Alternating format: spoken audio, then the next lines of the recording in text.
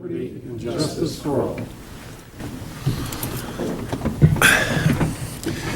Good evening, everyone. Good evening, everyone. Before I get to our agenda items tonight, if there's ever a suggestion about an abbreviated meeting, an abbreviated call agenda, please, let's not do that again.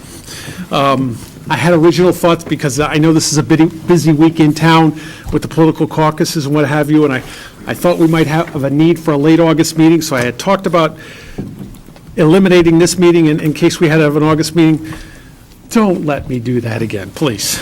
So with that, we do have an abbreviated agenda, though, and I'm going to start with item Romeo Fox 1, and I'm going to call Mr. Bedrosian on behalf of either the liaison or the Investment Advisory Committee. So with that, good evening, everyone, and Mr. Bedrosian, if you would. Thank you, Mr. Chairman. I would like to move item RF1, which is on behalf of the Retirement Board. The purpose is investment agreements in various PIMCO funds. And I'd like to move that the Board of Estimate and Taxation accepts the recommendation of the Retirement Board to invest in the aforementioned PIMCO funds, and I'll list them for clarity. PIMCO Diversified Income Fund, PIMCO Unconstrained Bond Fund, PIMCO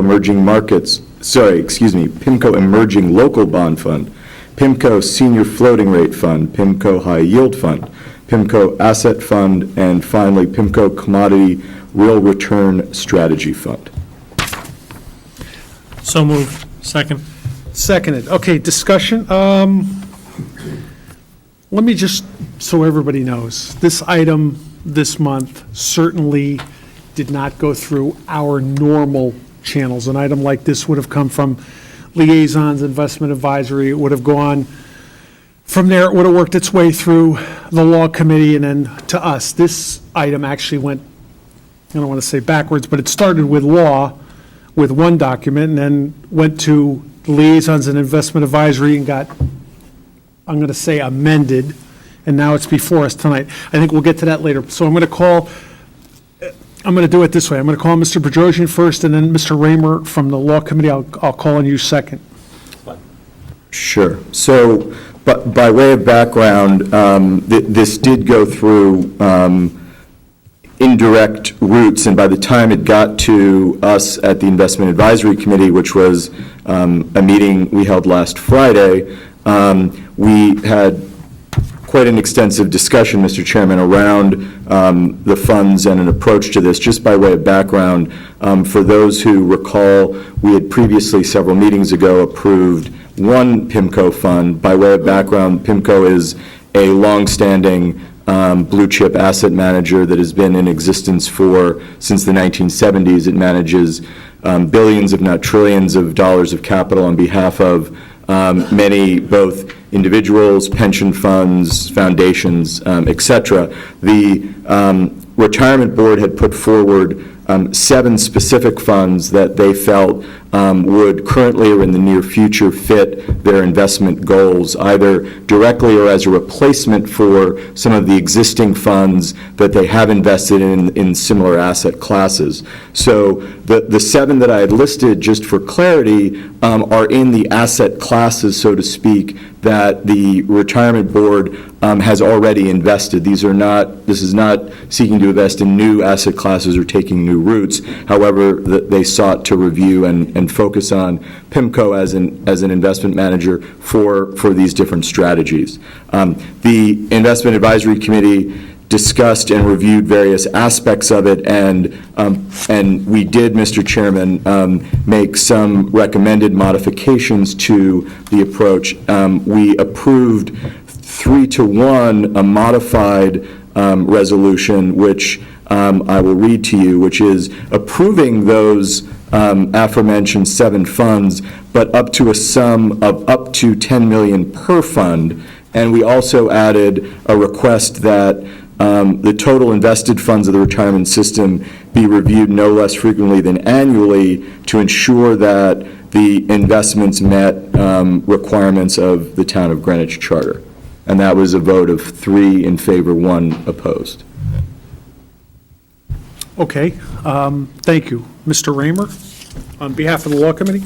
And the business of the Law Committee is not a question of reviewing and opining on the investment wisdom or strategy of the Retirement Board. The business of the Law Committee is to determine whether or not the paperwork appears to be in legal order. We relied heavily upon what we viewed to be a very thorough and exhaustive piece of work by Assistant Town Attorney Eugene McLaughlin, reviewing these materials. At the end of the process of the review, relying again heavily upon the very fine work of Attorney McLaughlin, we found the documents to be in legal order. It is subject to 4 conditions that I'll review in just a second. It should be mentioned that the work of the town attorney and the meeting process of the Law Committee took place based upon a request made, we were told, on behalf of the Retirement Board. We had mistakenly taken that to mean that the Retirement Board had in fact reviewed, voted on, and approved these investments. We only discovered on the eve of our meeting, and only after Attorney McLaughlin had done his work, that in fact the Retirement Board at that point had not yet voted or approved any of these investments or this grouping of investments. We met nevertheless because Attorney McLaughlin had done his work. But the conditions that we recommended were as follows. First, we thought there needed to be receipt of a letter from New England Pension Consultants recommending each of these investments, and in the succeeding days and weeks, that letter has been received. Secondly, that the Retirement Board review and approve these investments, our point being that it was odd for us to be recommending and finding these documents in legal order on an investment the Retirement Board hadn't even yet voted on. Thirdly, that these investments be submitted to the review and approval of the Investment Advisory Committee. And as you've just heard from the report of the Investment Advisory Committee, that committee subsequently met and approved it at least by a vote of 3-1. And lastly, and this requires a little special explanation, that a letter be obtained from NEPC that each of these funds would meet the requirements of the 40% of the investment portfolio of the Retirement Board that under the Charter experiences a constraint. Now let's talk about that for just a second. If you review Section 208 of the Charter, you find that 40% of the portfolio of investment is intended to be invested in vehicles which are qualified under the Connecticut state statutes as vehicles which are appropriate for investment by the portfolios of state-chartered insurance companies and state-chartered banks. I think I have that more or less correctly. That, in turn, folds into a fairly complicated categorization of kinds of investments and risks that I won't pretend to understand thoroughly or be able to articulate to you. But one of the issues that we had was when these investments are made and whatever amounts these investments are made, are they intended to be investments which are qualifying for that constrained 40%, or are they going to be investments in the unconstrained 60%? And because that wasn't clear, and because the work of Attorney McLaughlin indicated to us that these investments may or may not meet the requirements of the 40%, depending on what is the portfolio mix of each of these investments. And Attorney McLaughlin went into each of these investments and analyzed what the subjects of their intended investments are, and whether at this level or that level, whether or not they would meet the constraints of the state on the 40%. And the appearance from the analysis of Attorney McLaughlin is that it did appear that from their present portfolio mix, they probably would qualify for the 40%. But if they made changes in their portfolio of investment that are permitted for each of these vehicles of investment, if the mix were changed, they might not meet the requirements. And so the recommendation of the Law Committee, which I think was handled later on more adroitly, frankly, by the Investment Advisory Committee, but the recommendation of the Law Committee was that a letter be obtained from NEPC confirming that if we invested in these funds, would those investments meet the constraints of the 40%? I want to bounce something back to Mr. Bedrosian, if I can, because I thought the dialogue as I was hearing it, as I sat in the back of the room listening to the Investment Advisory Committee, was that actually that might be an issue that more adroitly might be better just entrusted to the retirement board itself, that the retirement board should be making it the business of the retirement board to be seeing that there's compliance with its investment mix and compliance with the 40%, and that should not be conditions imposed through a law committee or even by a BET. That ought to be the business of the retirement board, although we certainly, as a BET, ought to be insisting that the retirement board be meeting the constraints that are placed upon it by the charter. And I'm sorry for these 200-word sentences, but that was the gist of what our recommendations were. And again, it's important that you recognize that we met as a law committee, although after the very fine work of Attorney McLaughlin, it was before the retirement board had approved these investments, it was before the investment advisory committee had reviewed these investments and made what I think were some very prudent changes to the things that we were recommending. That's the report of the law committee. Subject to those things, the law committee voted 2-0 to find the documents to be in legal order. Thank you very much. I'm going to open up for discussion, trying to make sure we're all very clear. The item before us is the item that was in your package, in your call. There is a second document, a second version, which, in my opinion, kind of came out today. So, Mr. Chadwick, good evening. I'm going to start with one simple question. That, without invoking any opinion here, the retirement board supported the original document, not the one with the 10 million and the reporting. That, as you say, just came around to that. Okay.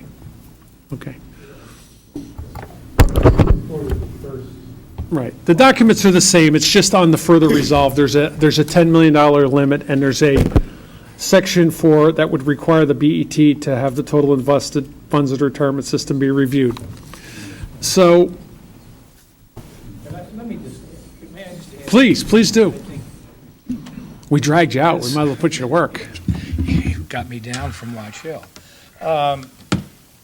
This began, its genesis, in a very simple thing that we wanted to undertake as a board. As you know, we've had plenty of times in the last few years in which the board has wanted to have a new manager come in to take over a certain part of the portfolio and run it.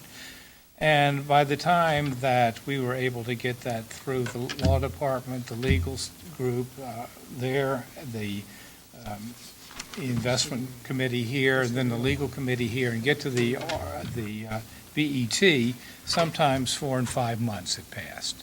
So we said, look, we have, for as an example, Loma Sales is managing our high yield fund. But the day might come when we're not happy with that. We can't very well, I don't think, come to the decision we'd like to get rid of them and then spend another 4 or 5 months bringing to the BET the fact that maybe we'd like PIMCO to run it. So we said, let's look at all the hundreds of funds that PIMCO has and reduce it to a manageable size of investments that we would be likely to make. And that's these 7 funds in addition to the one that we're in. We didn't plan to make any of these investments right now. We just wanted to have them, if you will, on the shelf to pull off. And that's why the package, first of all, went to Attorney McLaughlin to look these over if there was going to be some problem with them.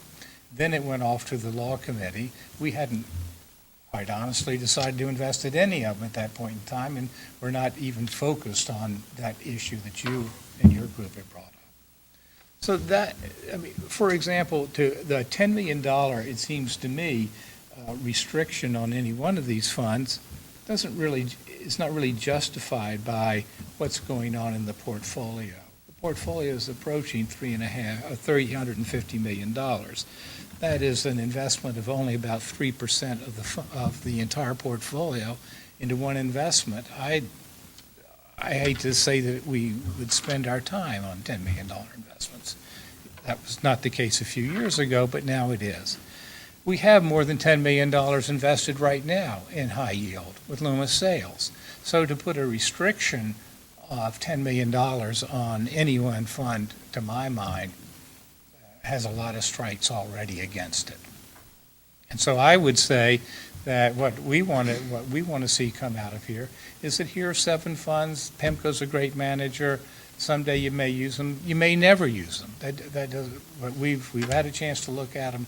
We think they're okay to be in your portfolio, and we let it go at that. And we will take on the task of how much money should go into each one.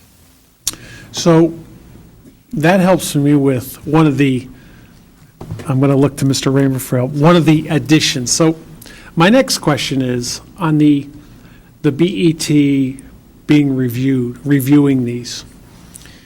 In my other life, I have another board that's a standalone board outside of the town charter. So I'm looking at my town attorneys, and I guess my question is, and I've read section 208, sideways, backwards, up, down.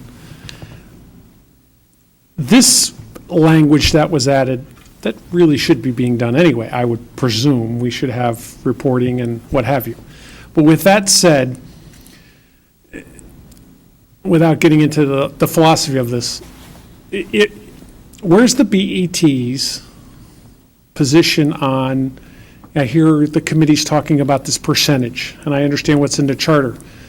Is it the BET responsibility that the investments don't exceed those charter or statutory provisions, or is it the retirement board's authority? No, if you read this closely, the BET requires that it be done.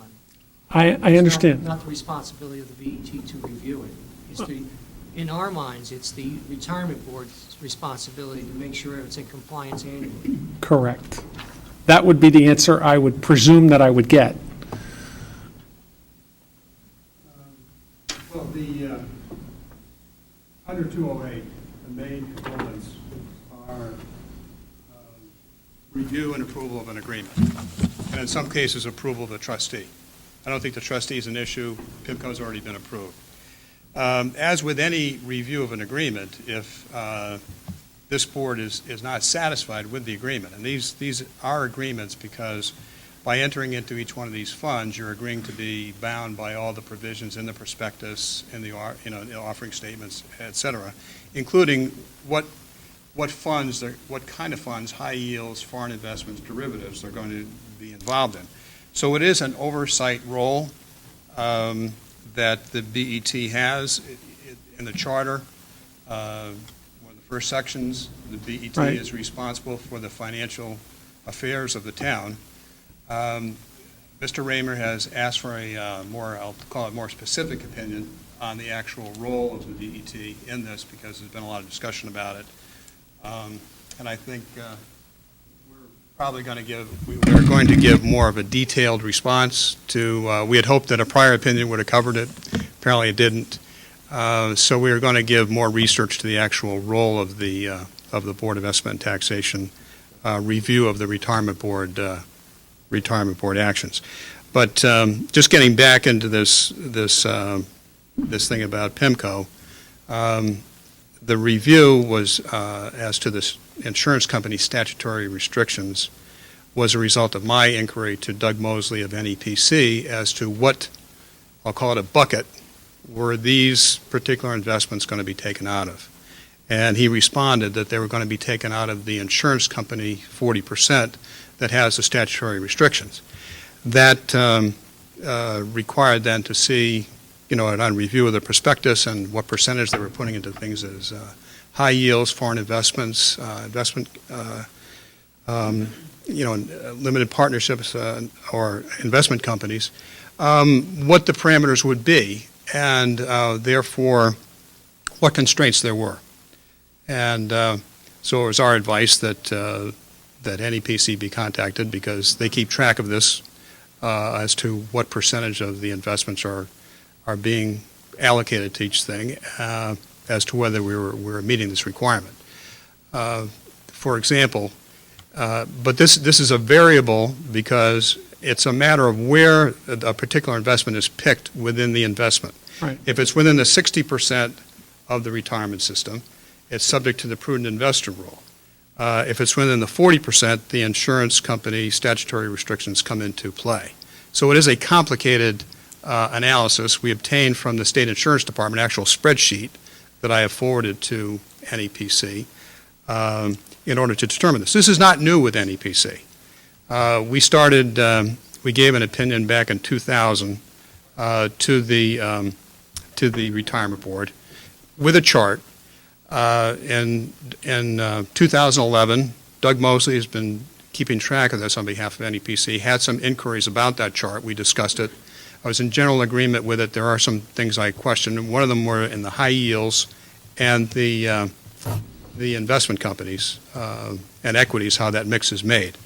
So this was something that I thought should be taken a look at as an example of how you can have an unintended consequence of not knowing where you are in the mix would be that if we took the 10 million proposed and just took that out of the insurance company bucket, you'd already be over the limit because there's a 10% limit on the insurance company provision, and that would be 14, basically on a $350 million fund.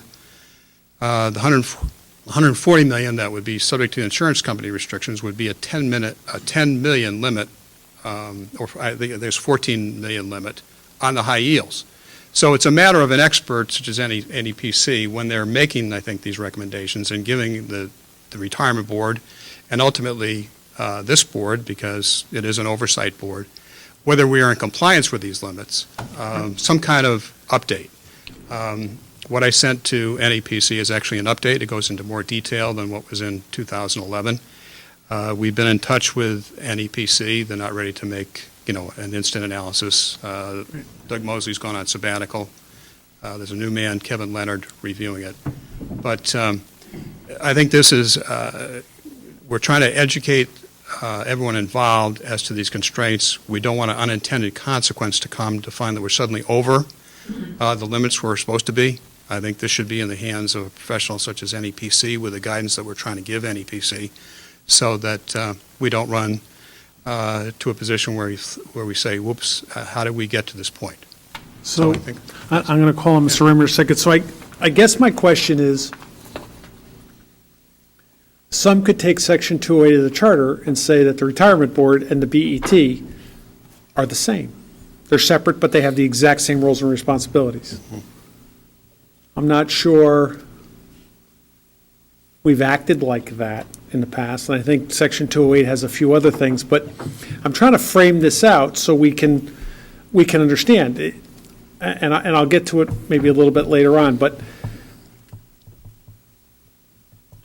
our past practice has not been to where we're really duplicative of the Retirement Board. The Retirement Board is a separate entity. It's set up. It has its own authority. It has its own regulations it has to follow. And in my opinion, we as a BET have not been, per se, the Retirement Board. So I'm struggling with not, by the way, with not a direction in mind right now. I'm just trying to get this on the table for this board to understand.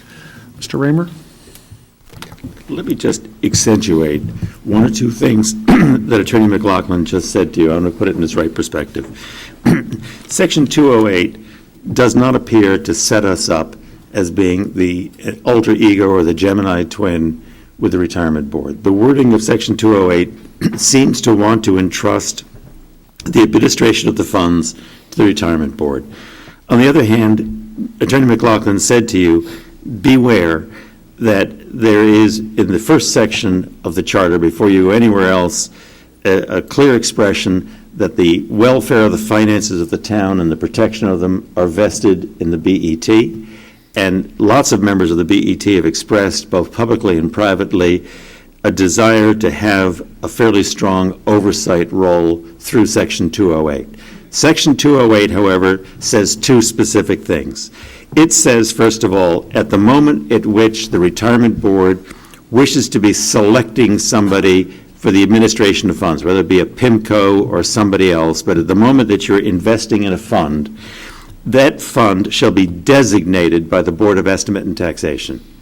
It may be that the idea of the designation comes from the retirement board, but the authority to select them and say, yes, they will be the one who's picked to administer those particular funds, that by explicitly from Section 208 comes from, by virtue of the charter, is a power of the BET. Secondly, it says separately that any such thing shall, quote, all be under an agreement which shall be approved by the Board of Estimate and Taxation and also by the town attorney.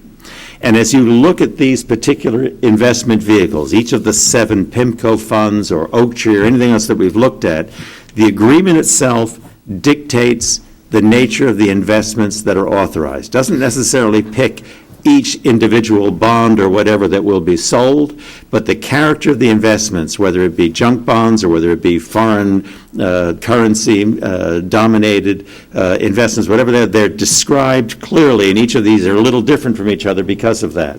And so you cannot abdicate the role. The moment that we, as a BET, over the succession of meetings over a series of years, approve a list of designated fiduciaries or entities, and we've approved the individual investments, at the end of the day, when you collect all those together and discover that you have underfunded the 40% bucket, to use Attorney McLaughlin's expression, you share responsibility with the retirement board. You designated that corporate trustee, and you approve the agreement dictating the vehicles of investment. So they have a responsibility to meet the charter. We have a responsibility to meet the charter. Now, I struggle mightily with the rest of it. I don't understand exactly what is my role otherwise, particularly my role by way of oversight of investments. I sure don't have the skill or knowledge or smarts of John Chadwick, and I'm not sure I want this role. But if it is my role, I don't want to abdicate the role either. And I'm a little critical of Attorney McLaughlin that, having been promised that we'd get at least the town attorney's opinion on this subject of exactly what is our role, I find myself here at yet another meeting of the BET struggling with what am I supposed to do and not getting guidance from the town attorney's office. I want guidance from the town attorney's office. If this is not our role, tell us so and I'll shut up. And if it is our role, then I'll know that I'm not supposed to shut up, but I need to know what it is. But don't think for a second that you just throw that back onto the retirement board. They have responsibility in the charter, and so do you. And when you pick these 7 funds and you allocate them at $10 million apiece for $70 million in total, and it's declared to you what is the subject matter with them, if that leads you to a point that you've breached the charter, you've breached the charter right along with the retirement board. You share responsibility. If I could just respond. Mr. Raymer said he requested an opinion. What he had some specifics in it. For example, does the trustee restrictions in the testamentary or wills and trusts? Yeah, well, it was in the same email. So we responded to that we didn't think a testamentary trustee restriction applied to the retirement board. What we also did was we gave him a prior opinion about the role of the BET in the review of the retirement board selection of investment managers and agreements that was issued some time ago. 2002. It is simply a review of agreements and approval of a trustee. Now, we can go into more detail on that about what is the extent of the oversight role, is it duplicative or not. We can get into an opinion that addresses the fiduciary standards for each board. We can go into that. I think a lot of it, though, may get into perhaps a formulation of policy by this board about what it determines its procedure should be on these kind of reviews. I think, and Wayne Fox, who's the town attorney, can speak to this, there seems to be some discomfort and confusion between the two boards and even members of each board as to what the role is. And I'm sure we've heard various viewpoints. I think before we do that opinion, we're probably going to want to have some input from all sides about what extent it should be. But it will be something that I will work on further to it. and it will also be reviewed and probably signed off on by the town attorney, because I think it's a very important opinion. Mr. Pellegrino had his hand up next. Mr. Goldrick. I'm sorry. Mr. Goldrick, I'm sorry. Mr. Chairman, I would like to offer an amendment to this motion. I would like this to read that we will approve two funds, the Unconstrained Bond Fund and the Senior Floating Rate Fund, and in individual amounts up to $4 million. Okay. Individual, yes. Before I get a second, just so you're actually making a motion to take the list from the 7 down to those 2 That's correct. with a limit of 4, and anything, I'm working off of 2 documents, the one in the call and the one that came out today. Any revision to the bottom resolved at all? Well, we could do them one at a time. Because I think there's something, okay. With that, I'll look for a second on that. Second. Seconded by Mr. Huffman. Discussion on the motion to, I'll call it amend or delete the 5 forms. Mr. Goldrick? Mr. Chairman, I can understand frustration on the part of the retirement board. As I said at the Investment Advisory Committee meeting on Friday, this system is broken in so many ways. We need to bring this entire system, including Section 208, into the 21st century. And that is why several months ago, Mr. Bedrosian and I, with important input from Mr. Huffman, offered a proposal as to how to go forward with reforms. Now, I would also add to this discussion that the NEPC representative stated that we are the only public pension fund in the state of Connecticut that uses both the insurance company statute and the prudent man rule to govern its pension fund. And as you can hear by the discussion tonight, no portfolio manager could decipher all of this or go through individual portfolios and figure out which portion goes to the 40% and which of that goes to a 15% or a 10%. It's simply unworkable. In terms of oversight, however, that's important. Clearly, the provision in 208 dealing with oversight is woefully out of date. It mentions insurance companies and banks, nothing about private investment vehicles or hedge funds or mutual funds. We can come up with as many interpretations of that as we want, and the bottom line is that it is simply unworkable. However, we have, perhaps because of that unworkable structure, we have chronic underperformance. I think the latest figures given out by NEPC show that over the last 7 years, Greenwich's pension fund has underperformed 83% of the public pension funds in their universe. So getting to this discussion of the 7 funds, as Mr. Chadwick said, he's frustrated with the lack or the time that it takes to get funds approved, and I understand that. It's part of the function that we have this antiquated rules here. But when they did this, they had no intention of investing in any of the funds, and now just 2 of them. And I think that given the problems with the pension fund, it's clear that we do have an oversight function as a BET. We are responsible for writing checks from the taxpayers to make up for losses. We just cut a check for $20 million. The year before, in July, it was 16. Next year, it'll be a minimum of 22, and we have to take that seriously. So at this point in time, I don't think it is a good idea or prudent for us to be approving funds in which the retirement board has no intention of the foreseeable future of investing. And indeed, the discussion at the retirement board was that they would put these 7 up, and then as time goes on, they would come up with another list and another list and another list, basically to give themselves leeway, but also to weaken what is already an inadequate oversight function by the BET. We need to get going on these reforms.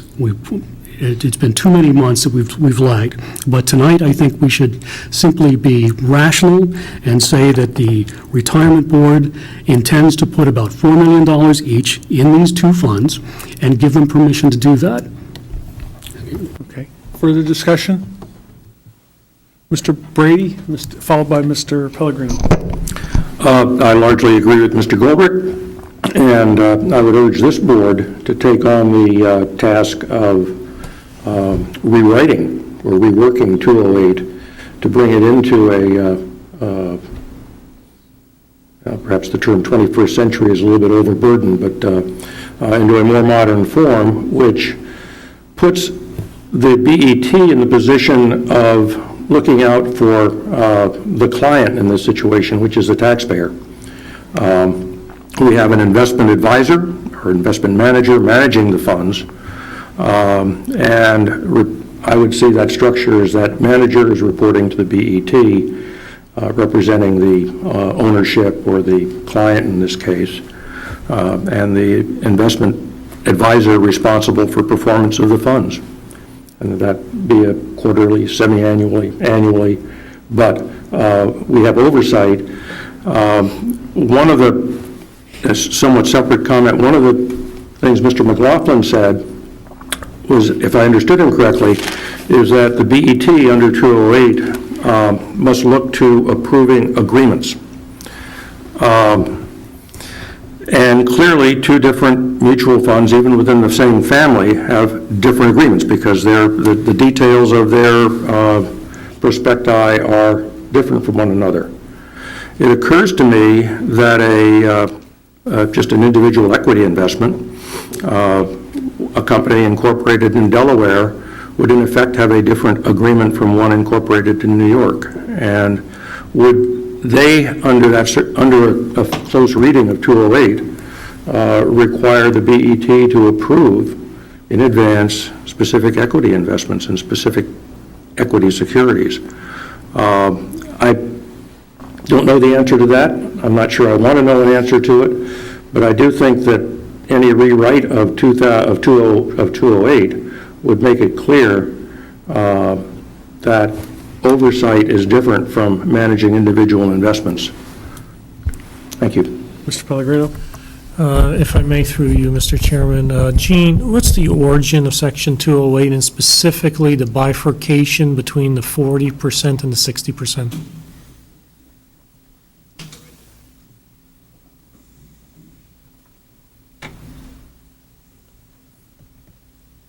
Section 208 is part of the town charter, and the town charter is a compilation of special acts that were actually passed by the state legislature. Over what period of time?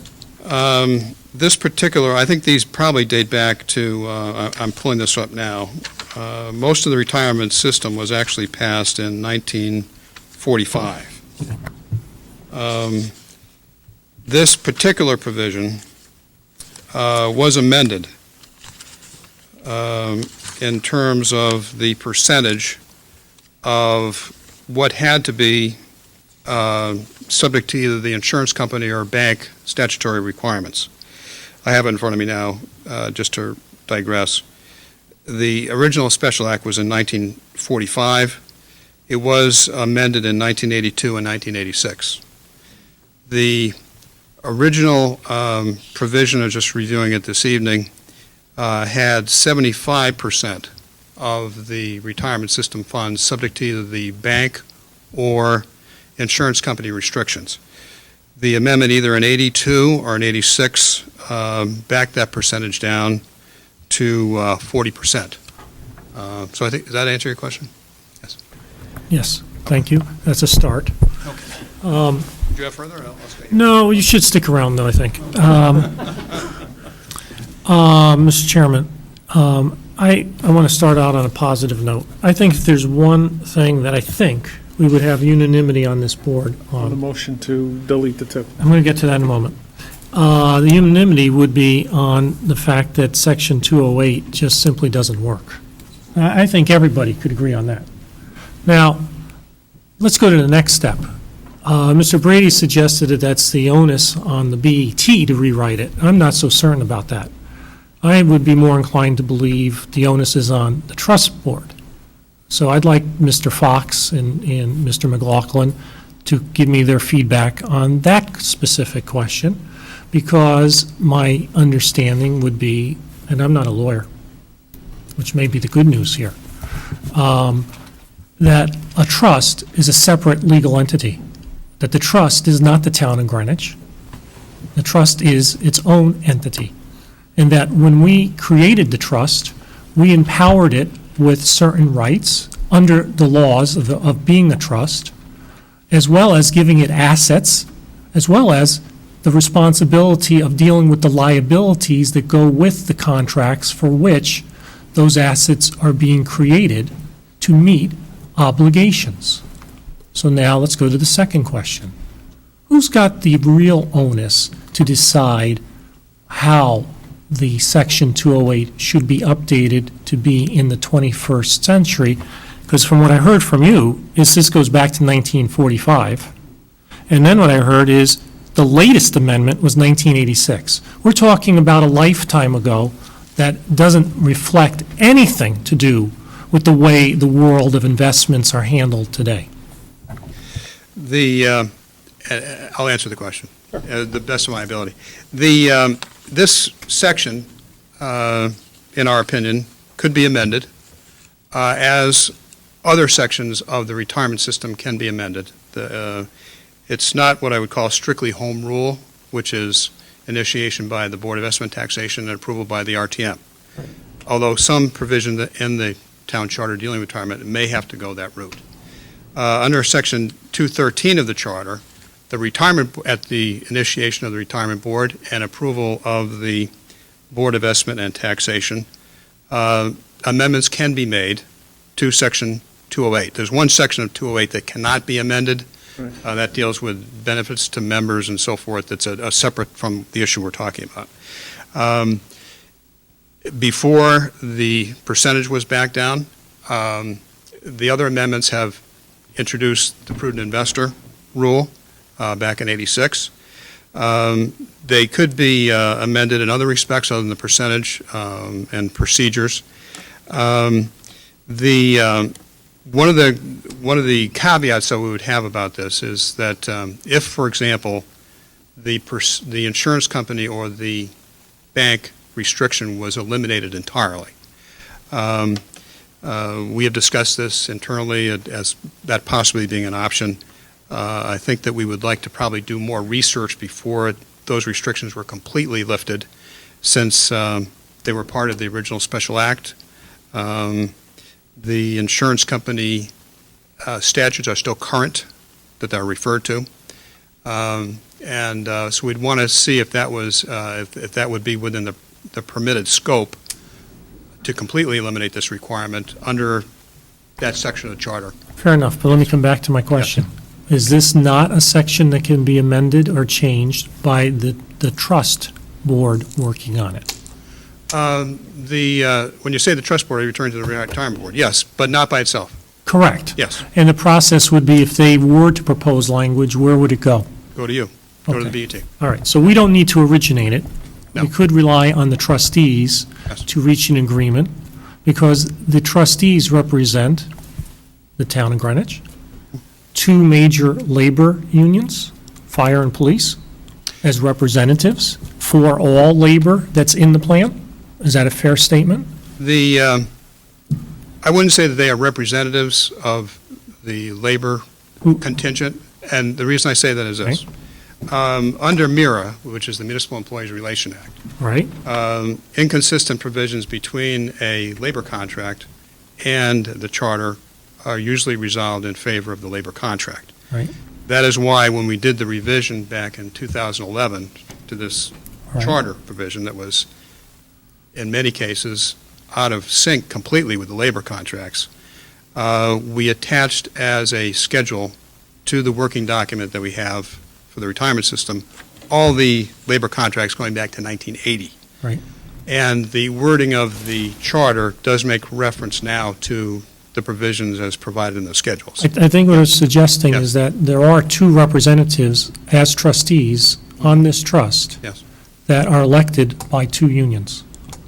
They're elected by the components of the retirement system, so it's not just their unions. It's Okay, anyone who's I stand corrected. Yes, So they're yes. elected, but they represent those employees of the Yes. town, which have a significant say in this plan. Okay. Correct? Yes. Okay. Therefore, what I'm trying to get at is, I don't agree with Mr. Brady. I would not originate the change at this board. I would ask the trustees to see if they can reach an agreement amongst themselves first on language, and then bring it to this board. Okay. Now, I want to go to Mr. Goldberg. On that very point, may be amended at any time by the retirement board. Thank you. Right. Okay, so Mr. I would Mr. like to Raymer get has back said that. I will. to the I- motion to amend yes. on the floor. I'm going to go to that. I do not agree with this. It is micromanaging the retirement board. The chairman of the retirement board has made it very clear. They took a vote of 5-0. They want to have the right to invest in 7 funds by PIMCO. They want that right to make that decision at any point in time going forward. They may or may not make that decision on any 1 or 7 of these funds. And it's up to them to have that right exercised at their board level, not at the BET level. The second point I want to make is, there's a lot of comments about performance. The best way to undermine performance is to undercut the retirement board. The best way to have poor performance is to have a system in place where it has to go through month after month before its decisions can be made and implemented. And I'm not in favor of that. So I reject this amendment. I'd ask my colleagues to support me on this, and then I'm going to move the question of the original language, which is before us. Okay, I'll do Okay. one thing at a Thank time. you. Okay, further discussion on Mr. Goldrick's motion to delete the 5 or amend the resolution before us. Mr. Huffman. I support that, as I indicated earlier. What I think it is time to do is to make this restriction at this point, because of the language that we currently face in the charter, and it's time that, for the benefit of the retirement board, for the benefit of the employees, for the benefit of the system, that we really look at a significant review of these provisions and try to help them to have a system that's going to work for the better benefit both of the retirement board and of the taxpayers. And so I will support this motion. Thank you. Next hand up was Mr. Goldrick, followed by Ms. Tarkington. I'm sorry. I saw Sean's hand up before I saw anybody else. Shall I defer to... Ms. Tarkington, I also have Mr. Norton. Mr. Tarkington, do you want to go before me? Is that it? I didn't have my hand up. Oh, I'm sorry. All right, okay, I guess it means I'm... Let me just point out that there was reference made to the 2 union representatives on the retirement board. And keep in mind that according to the labor negotiations, the retirees are paid a certain amount, which is agreed by the negotiators, their unions, and whatever happens with the performance of the fund, it doesn't change the liabilities of those the town's liabilities to the retirees. They have to be paid a certain amount of money. So whether its poor performance is good or bad, it's not really relevant. What's relevant is for the BET, because we are the ones that are reporting to the taxpayers. We are the ones that, if performance is bad, have to stump up from the operating budget increased millions of dollars, and we're millions of dollars behind where we could be if we'd only hit the median there. And I think it's high time that we looked at other structures and other possibilities here, and I am glad that we're having this discussion tonight. But the retirement board have said in their own meetings that there are only 2 funds they're looking to invest in. And I think we should take them at their word and approve those 2 funds and not give significant leeway, especially given the history here. Okay, speaking again on the motion to delete down to the 2 items. Mr. Norton. Mr. Norton. Mr. Chairman, the amendment that's before us is in its request of this board to manage the retirement plan and the retirement board. And I do not believe that that's the responsibility of the BET. And I so move the previous question. I will not accept your motion for the previous question because I believe I did have another hand up there, but I accept your comments. Mr. Bedrosian, I had him written down. I can't do that to you. Thank you, Mr. Chairman. On the motion to reduce to just 2 of the 7, this was extensively discussed at the Investment Advisory Committee and elsewhere, and my view, having also served as a liaison to the Retirement Board, these 7 funds are consistent currently with the Retirement Board's investment strategy. They are, while they may only plan to invest in 2 immediately should the BET approve the funds, there is scope to invest in any of the other 5 in the near future, either on their own or as a replacement for a fund such as Loomis Sales or others. And by us not providing the leeway for the Retirement Board to potentially select a PIMCO fund in place of a Loomis Sales fund, for example, the Retirement Board's only cause of action would be to say, sell a Loomis Sales fund they weren't happy with, sit in cash for a period of months while the re-review of those aforementioned PIMCO funds were again before us. In that interim period, we would be getting cash returns rather than bond or other returns, and then we would come back with the question of why was the Retirement Board in cash? Well, they were in cash because we didn't have the opportunity to give them the latitude to invest within those 7. Importantly, had any of these 7 been materially outside of the current scope and investment thesis of the Retirement Board, I think we would have had a different discussion. These are squarely, I repeat, within the current investment thesis, and as such, I view these as comparables or replacements for current investments, and as such, that is why I favored approval of all 7. Okay, so before I call for the vote, I'll opine on the motion to amend. It really applies to the RF1 in general, but I'll take a different position. First of all, we are seriously in a bind with Section 208. I'm going to cross between opinions right here in the room of where our authority lies. But here's my position as far as what I've seen to date. I checked with prior BET leadership on this. We didn't have it. They go back a certain amount of years, the fund was actually overfunded, so they weren't having these kind of discussions at that point. So I'll make this in a very technical mode. The BET is in a wiki. That's a very technical term. We can question the authority we have. We can question the Retirement Board strategies. We can debate assumptions that define our unfunded liability, which I'm sure we will coming up shortly. But right now, where are we? Here's where the BET is. Where are we tonight? I am told that some of these, if they're not approved tonight, we might see the Retirement Board members in September. I'm not sure.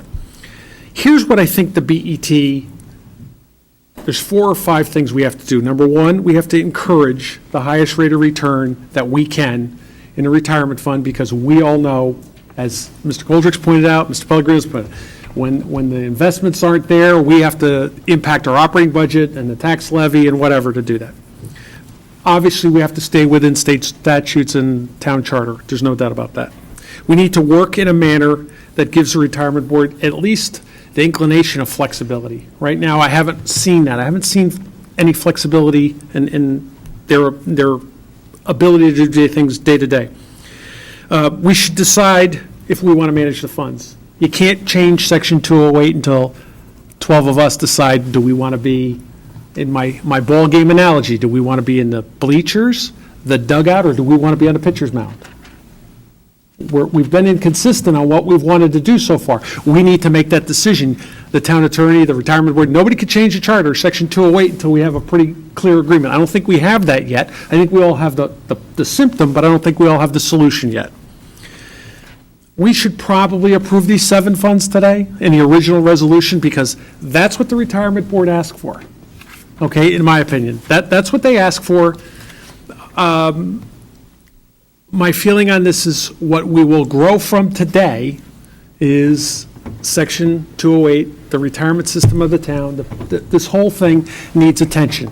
At least if we start by agreeing with that, we go from there. So, I don't know much about these investments, Sean, and I know that you're a whiz-bang on this, but my feeling is I'm trying to send a message to the retirement board, if nothing else. Consistently, the retirement board walks out of here tonight knowing we have a charter, that section that really could use some review. But they also see that we're sitting here trying to say, look, we don't know where we want to be, but as far as tonight, we want to move forward. That's just my 2 cents on that. It's not the most technical background on it, but it's, from this board's point of view, that's where I feel we are. So with that, the vote on, I'm going to call it the Mr. Goldrick motion to amend. All those in favor? Aye. All those opposed? Okay, so it's, You might want to take, well, we need to do a count. All those in favor? you might want to record. Okay, you ready? Goldrick? I'll call him off. Goldrick, Huffman, Kiernan, Raymer, Brady. I called your name. Yep. That's 5, and opposed? It's party lines. 6, 5. Okay. That motion has failed, which brings us back to the resolution, and I'm going to lean on my colleague, Mr. Raymer. I'm going to call it the original resolution before us. That's just been moved and seconded. That's what's been moved and seconded, and I'm going to just respect that because of the way we took up the order in the committees. So, further discussion on the item dated July 15th that does not have, that has the shorter resolved. Discussion on that item. Ms. Tarkington. Yes, I would like, any input from our town attorneys on approving this more concise resolution, which again was approved after our review in the law committee. So could we get any input from our town attorney on proceeding with this basically one sentence? The item before you, I don't understand your question. Let me try that one more time. Well, which one do we have now? The original, the one that was the original request of the retirement board that went through the law committee. No, excuse me, because I believe the law committee, remember, I believe Mr. Raymer and Mr. Bedrosian both described that the law committee reviewed this prior to this resolution being approved by the retirement board. The law committee reviewed this with 4 items that they were looking for. A letter from New England. Right, correct. Okay, retirement board approval, which Correct. you've heard they subsequently have. A submission to the investment advisory committee, which it had. Right. Met that requirement, and a letter from NAPC on the 40%, which has been obtained. No. Okay. Mr. Raymer? I'm going off my notes. Yeah, I don't want to get too far afield. It was the recommendation of the law committee that we obtain a letter from NEPC confirming that these investments would comply for the 40% bucket, if I can use that expression. That letter was never requested and never obtained. Okay. Or if it was requested from NEPC, I'm unaware that it was ever requested from NEPC, and then handled somewhat differently, maybe even read more adroitly, by the Investment Advisory Committee, that the issue of compliance with the 40% requirements should be in the first instance a matter and responsibility of the retirement board, and then the language that Leslie had proposed yesterday, or today, that we be doing a review more or less annually to see whether or not the charter requirements are being met by the portfolio investment. That's a process of the BET looking over the retirement board's shoulder periodically to confirm that the requirements of the charter are being complied with. I just would like to make one comment to Mr. Raymer's comments, if I can. Okay. I only inserted one tiny little clause of about I 3 understand words, that. which were discussed But- on Friday. Okay, I understand that. Okay. Can I just make a point of clarification, and Greg, perhaps you can help me? Your statements earlier for the motion were the longer resolution that we receive for investments up to 10 million. Isn't that correct? Those are the words that you used previously tonight. No, when I for point of clarification, when I started my comments, it was I'll call it the shorter version, which was in our original BET packet, which did not comment on up to 10 million, it did not comment a request or a reminder that the retirement system be in compliance with the town charter. When I subsequently brought up the up to 10 million and the other requirements, I was commenting on a discussion at the Investment Advisory Committee, which took place last Friday, and where we had our own resolution that I described, and we voted on that 3-1 in favor of that. Thank you. I think it would be helpful, though, if someone read the resolution that is the motion before us. Okay, hold on one second. So let's understand what's happening here. We have a resolution in the call. Today, another resolution goes out with something from a committee and something from a member. This is not what this board should be working on right now. I'll accept anyone you want to go with, but this is not, we just cannot amend our agenda, okay, by sending in information. It just doesn't work that way. I could easily take the position, and I'll say it again, the original document is what was requested by the body requesting us to approve an agreement or a contract to do business with PIMCO. The second document has an excerpt added from a committee, not all of the committees, not reviewed by all the committees. And then there's an added paragraph, which is, in my opinion, an added sentence, which is boilerplate in relation to telling people to do what they're supposed to do. Okay?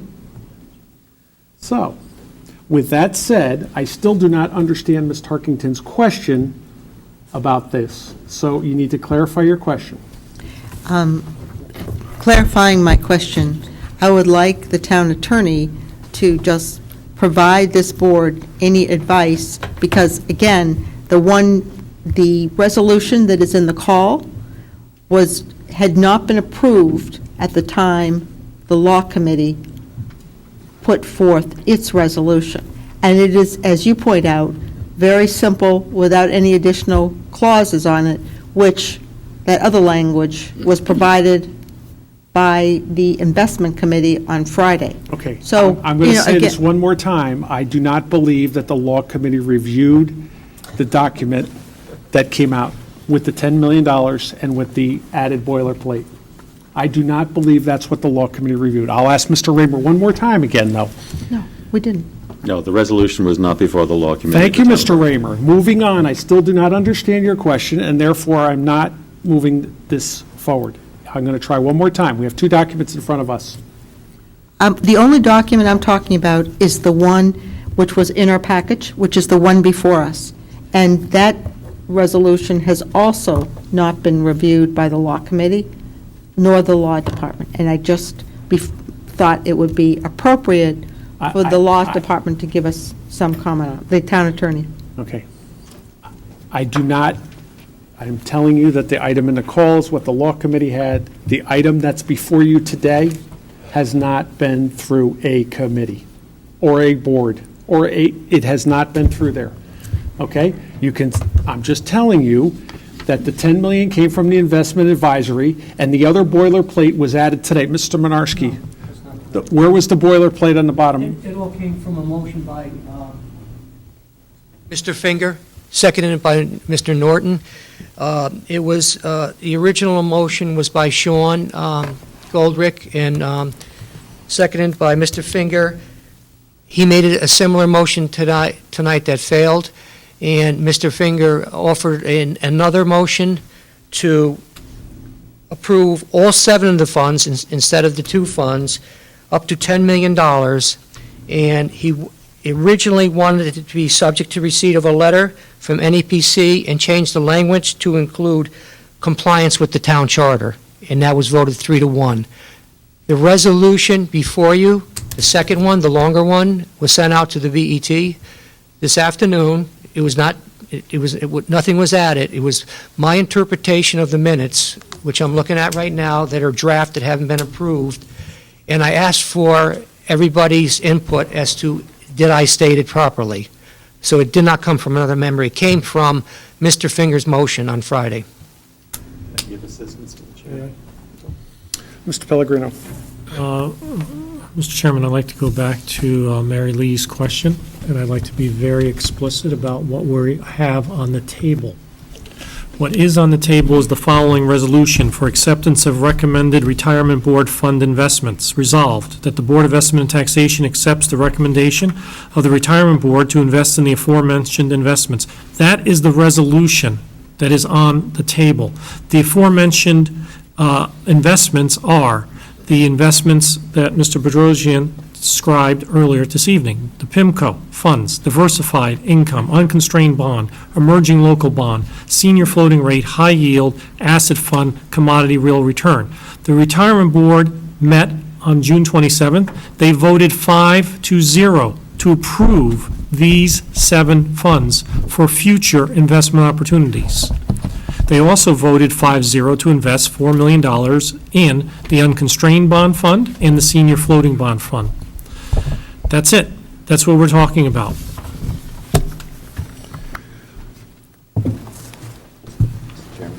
Mr. Raymer. Just from, see if I can cut through this.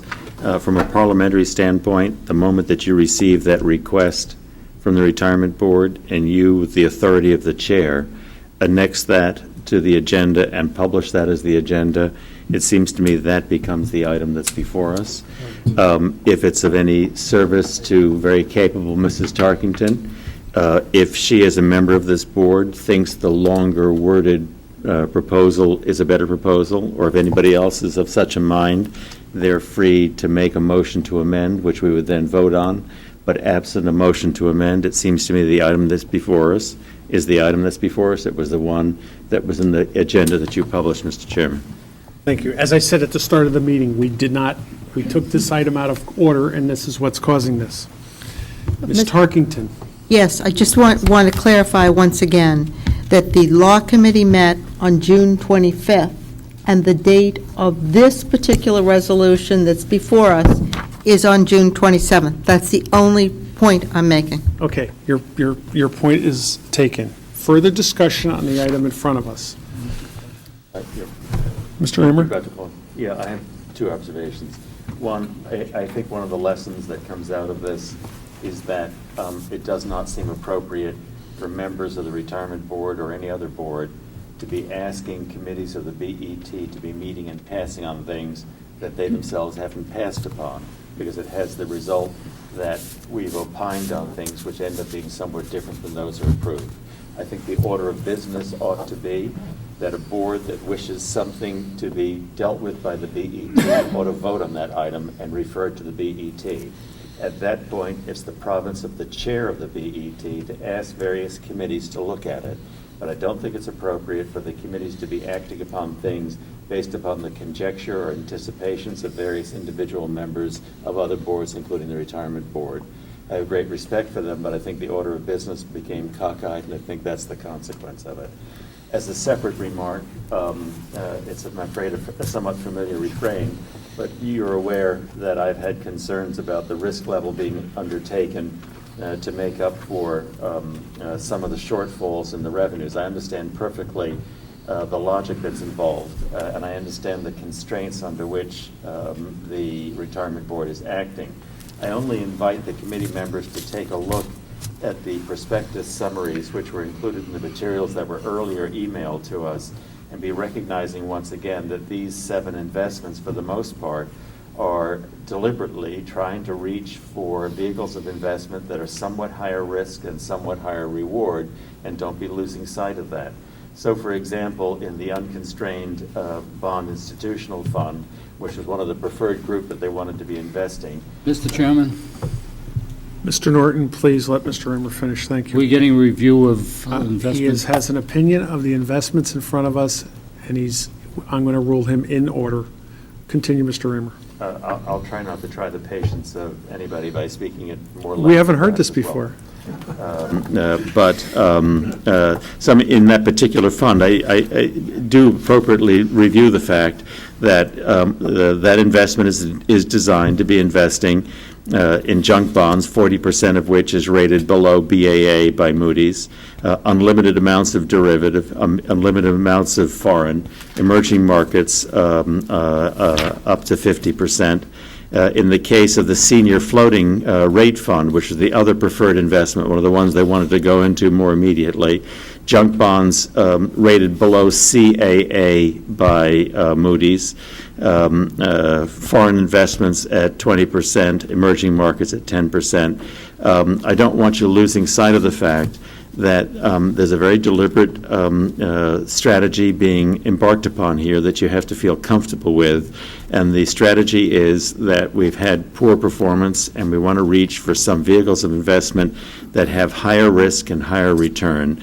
And to this individual member of this board, I think we're looking at a fairly large portion of the portfolio is being invested in these higher risk vehicles that for this individual member, begins to breach what I view as the stewardship responsibilities that I feel towards these funds. And as long as there continues to be this lack of clarity as to how much of a role I'm supposed to have under Section 208, I reflect these remarks, and I will vote the vote that I vote with the best of intentions and hope that I'm right. Okay, further discussion on the item before us? Okay. RF1, all those in favor, signify by saying aye. Aye. Opposed? The lonely one. Oh, two. Oh, three. I One. beg your Oh, pardon. hang on. Mr. Brady? Do you want to write this down? Mr. Brady, Mr. Raymond? Am I making it right? Mr. Kiernan and Mr. Goldrick. So that would be 7-4. 7-4. 7-4. 7-4 in favor.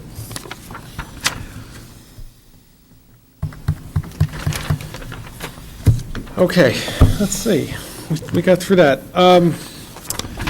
Okay, That was the easy item, right? item number 3, acceptance of the treasurer's report showing activity for the move. Moved by Mr. Norton. Second by Ms. Tarkington. All those in favor? Aye. Opposed? 11-0-0. BET standing committees, I know there was the audit committee just met Thursday, and I know there was a report that went out on that. I do have to call on Mr. Johnson because the HR committee had an action item. So, Mr. Johnson? Thank you, Mr. Chairman. As a bit of background, in 2008, the town of Greenwich implemented a formal compensation program for managerial and confidential employees. In this process, annual evaluations resulted in performance ratings that were applied to a comp ratio grid based on individual salaries and grade level midpoint. Suggested salary increases ranged between 0 and 5%, and then were applied to a budget compensation pool that was often calculated at a lower percentage increase. An example is last year, 2012, the rate was 2.5%. Other issues with this system were it did result in complex rating forms and procedures, and there were different measurement interpretations across many different town of Greenwich departments and appointing authorities. So last fall, the BET HR Committee asked the town of Greenwich and the Board of Ed HR departments to review current practices and recommend a better program. The result was they hired Buck Consultants, a national consulting firm with experience in municipalities, and collectively they came back to us with a program that included performance assessments based on responsibilities, priorities, and competencies, rating criteria more clearly defined for objective assessment, and a process that allowed more consistent application across the different departments. So the HR department this year with this new program worked within the BET budgeted guideline of salary increases of 2%. The HR department has recommended the following compensation rates: a 1.5% increase for M&Cs with performance ratings of 1 or 2, which basically met or exceeded objectives. They also set aside an additional 0.5% for those M&C employees who consistently go beyond standard expectations and demonstrate outstanding performance in a special role or project. Now, not all M&Cs received one or both of these increases. Most of them received the 1.5%, meaning they met or exceeded objectives. About 75% of those employees received the 0.5% increase as a bonus. There was a remainder of about $7,000 in that budgeted pool of 2% increase, which was reallocated among those who received the 1.5%. In other words, met or exceeded objectives. So that resulted in an increase of 1.645% instead of the 1.5. The BET HR Committee met last week, reviewed these recommendations, and voted 4-0 to accept the recommendations. The committee also complimented Director Mary Pepe and Assistant Director Mary Jo Iannicelli for their hard work in this whole new program. This program will be reviewed and modified over the next year, but this, in our opinion, was a very good start to simplifying and providing a better program for the M&Cs. They will still engage Buck Consultants to rewrite all of the M&C job descriptions and give further consideration to goal setting, evaluations, and implementation. Thank you. I'd like to just add a comment. Peter's help and the committee members, Mr. Huffman and I were on the HR committee last term, and this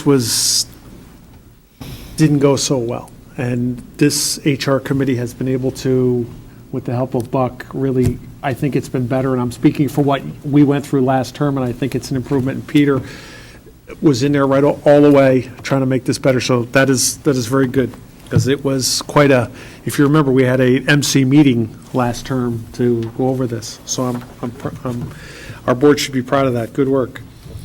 Okay, moving on. Item 5, we have nothing. Item 6, we have Central Firehouse, but we have that coming up next. Item number 7, OPEB Trust Board renominations. I'm going to call from our Investment Advisory Committee, Mr. Bedrosian. Thank you, Mr. Chairman. So last Friday, July 12th, the Investment Advisory Committee met, amongst other things, to interview Mr. Robert Stricker for his role on the OPEB Trust Board. We interviewed him and discussed and voted on two elements. One was the extension of Mr. Stricker's service on the board for an additional 3-year term extended through June 30th, 2016, on which that was unanimously approved by a vote of 4-0. We also voted on extending his role as chairman of the OPEB Trust Board for another single 1-year term through and including June 30th, 2014. We voted unanimously to approve that by a vote of 4-0. Thank you. So we're all clear. I'm going to ask you to read, we'll split this up because there are two separate resolved here. So if you would, can you actually read the first resolution? Certainly. That will be on our... So the first resolution resolved that the Board of Estimate and Taxation reappoints Robert Stricker to a term on the OPEB Trust Board expiring June 30th, 2016. That item is moved on behalf of the Investment Advisory Committee. Discussion. So it needs to be second? Seconded by Mr. Norton. Discussion. All those in favor? If I may. Oh, Mr. Pellegrino? No, I just want to add, I've had the opportunity to know Mr.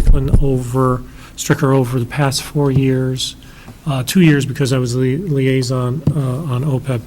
And he's a very thoughtful, very analytical, and he's a very open-minded, I think a very fair person. I think we're very fortunate as a town to have him serving in the capacity that he serves. So I am very pleased to see that he wants to continue going forward. Thank you. Further discussion? All those in favor? Aye. Opposed? Abstaining? 11-0-0. Mr. Bedrosian, the next. Thank you, Mr. Chairman. Further resolved that the Board of Estimate and Taxation reappoints Robert Stricker of the OPEB Board as chairman of said board for another term ending June 30th, 2014. Seconded by Mr. Raymer. Quick discussion or question. That is only till 2014? It's a 1-year term. Okay. Correct. Just The checking. chairman role is a 1-year Got it. appointment. Just clarifying it. Okay, discussion? All those in favor? Aye. Opposed? Abstaining, 11-0-0. Item number 7, amendment to the retirement plan, 2013-14. Mr. Simon. Welcome back, Mr. Simon. Although I have the town attorney also with me. You have before you the amendment to the retirement plan. I can just go through this briefly, but this essentially eliminates one paragraph that is in the retirement plan that was part of the Internal Revenue Code required documents. Upon further review, this one paragraph does not pertain to governmental plans. It was included into the document in error, and this will remove it from our plan, from the retirement plan document. I also included a summary or a chronology of the events as to what happened here. I included emails, and despite the fact that the attorney thought this was an obscure provision, you have to think that we do pay people to pay attention to obscure provisions. So the alternative was we could remove this paragraph or just box that paragraph and say that paragraph doesn't apply because we're a municipality.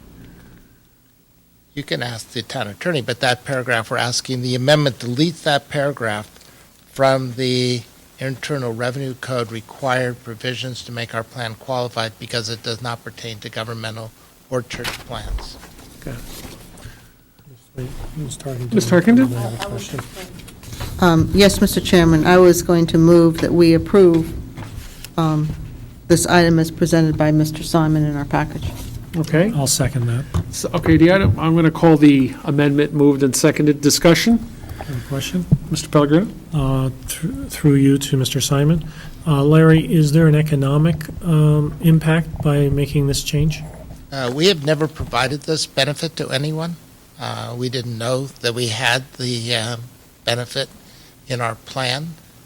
So we don't believe at the moment there's an economic impact because we don't have to take back a benefit we had already given. It has been recommended that had we given the benefit, we would not be able to take it back. But given that we Have not provided the benefit.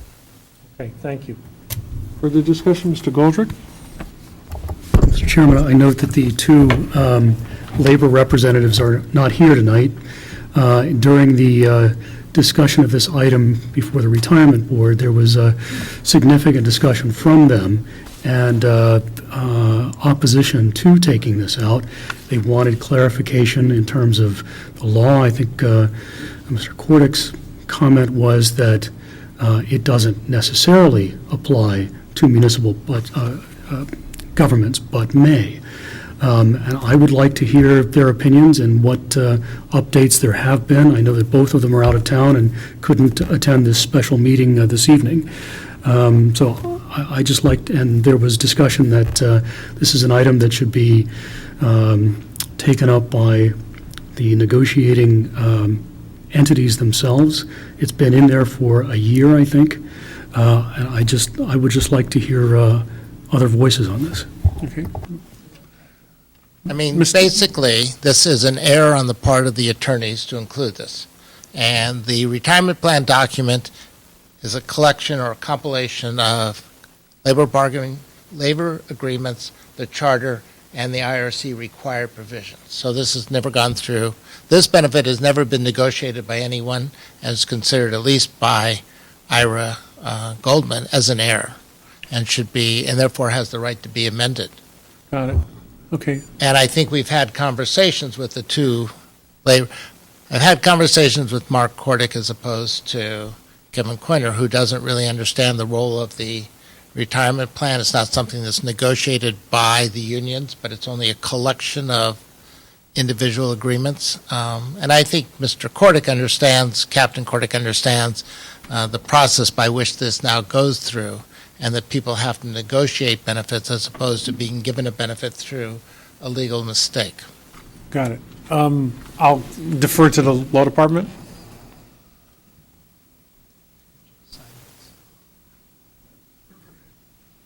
Good evening. Good evening. Happy to see you all this evening. Happier to say it's not my office that made the mistake. Having said that, it is looked upon as a Scrivener's error. I have spoken at some length with Mr. Simon, have spoken at some length with Mr. Goldman, who drafted it, and he has indicated to me in writing that that section does not apply to municipalities and should not be there. Okay, clear enough. Mr. Raymer? Mr. Fox, just stay at the lectern. A couple of questions. So I potentially have an issue here where I have employees that may have labored for a period of time in a setting in which, on the face of the retirement plan, a benefit was being bestowed to them that we didn't need to bestow. And I'm hearing, at least through one of our members, that I may have an issue that union members may in fact wish to assert a claim that since they labored for the past year with that benefit in place, it became a prerogative. Let me ask a couple of questions. One, what's the consequence of ours aboard voting not to delete it? What's the consequence of our voting as a board to delete it? What's the consequence of this board choosing to postpone the consideration of this item until September, during which we can get some greater clarity as to whether or not we have controversy on the subject that was just framed? If in fact it is the wish of your board to postpone this, to get input from other folks such as Mr. Goldrick had suggested, that is clearly your option. The potential downside, I don't know this to be factually accurate, but the potential downside is that between then and now, there could be someone that could apply for it and would be entitled to it. If in fact you voted it today to approve the amendment, then I would agree with the analysis of Mr. Simon that there is no economic detriment to the town because there is no one that is eligible or has applied or has been entitled to receive that during that period of time. So I think your options are two. Number one, you can put it off if you wish, as Mr. Goldrick suggested, or you can vote on it this evening. And if I may follow up, Mr. Chairman? Please. During the year that this has been in place, there's been no application by any employee of the town for benefits pursuant to that provision. Correct. Were we to postpone consideration and there were to be an application, that, in your opinion, might frame a complication for the town? That's a possibility, yes, sir. And so if we vote to delete the item, you think the town is in a sounder position than if we run the risk of voting to postpone and potentially experience such an application? Because of what is a possibility, I would agree with you, yes, sir. Okay. Thank you. Let me, if I may just expand on that question. So if we were to postpone an item like this until September, would your advice change? Do you see anything that would cause your advice to us to change? My advice wouldn't change, with the caveat that there's the potential. I don't know that to be true, but there is the potential that there could be someone that would apply who has earned the right as outlined in the plan as now. So if we postponed this item, nothing information-wise what would be different for us? What would we hear different in September than what we're hearing tonight? Could be, I'll let Mr. Simon jump in. There The could, person who triggered the whole conversation. The person who applied, and then Transamerica said, you have this provision in your plan, and therefore you're not paying them correctly according to the plan. And if you don't choose to delete the paragraph, I would feel that we would have to pay the person, instead of $4,300 a month for the rest of our life, $5,200 a month. You said somebody triggered this. Someone retired, and because Transamerica took over the operation of our plan, they said, you have this paragraph in there. And we said, what paragraph?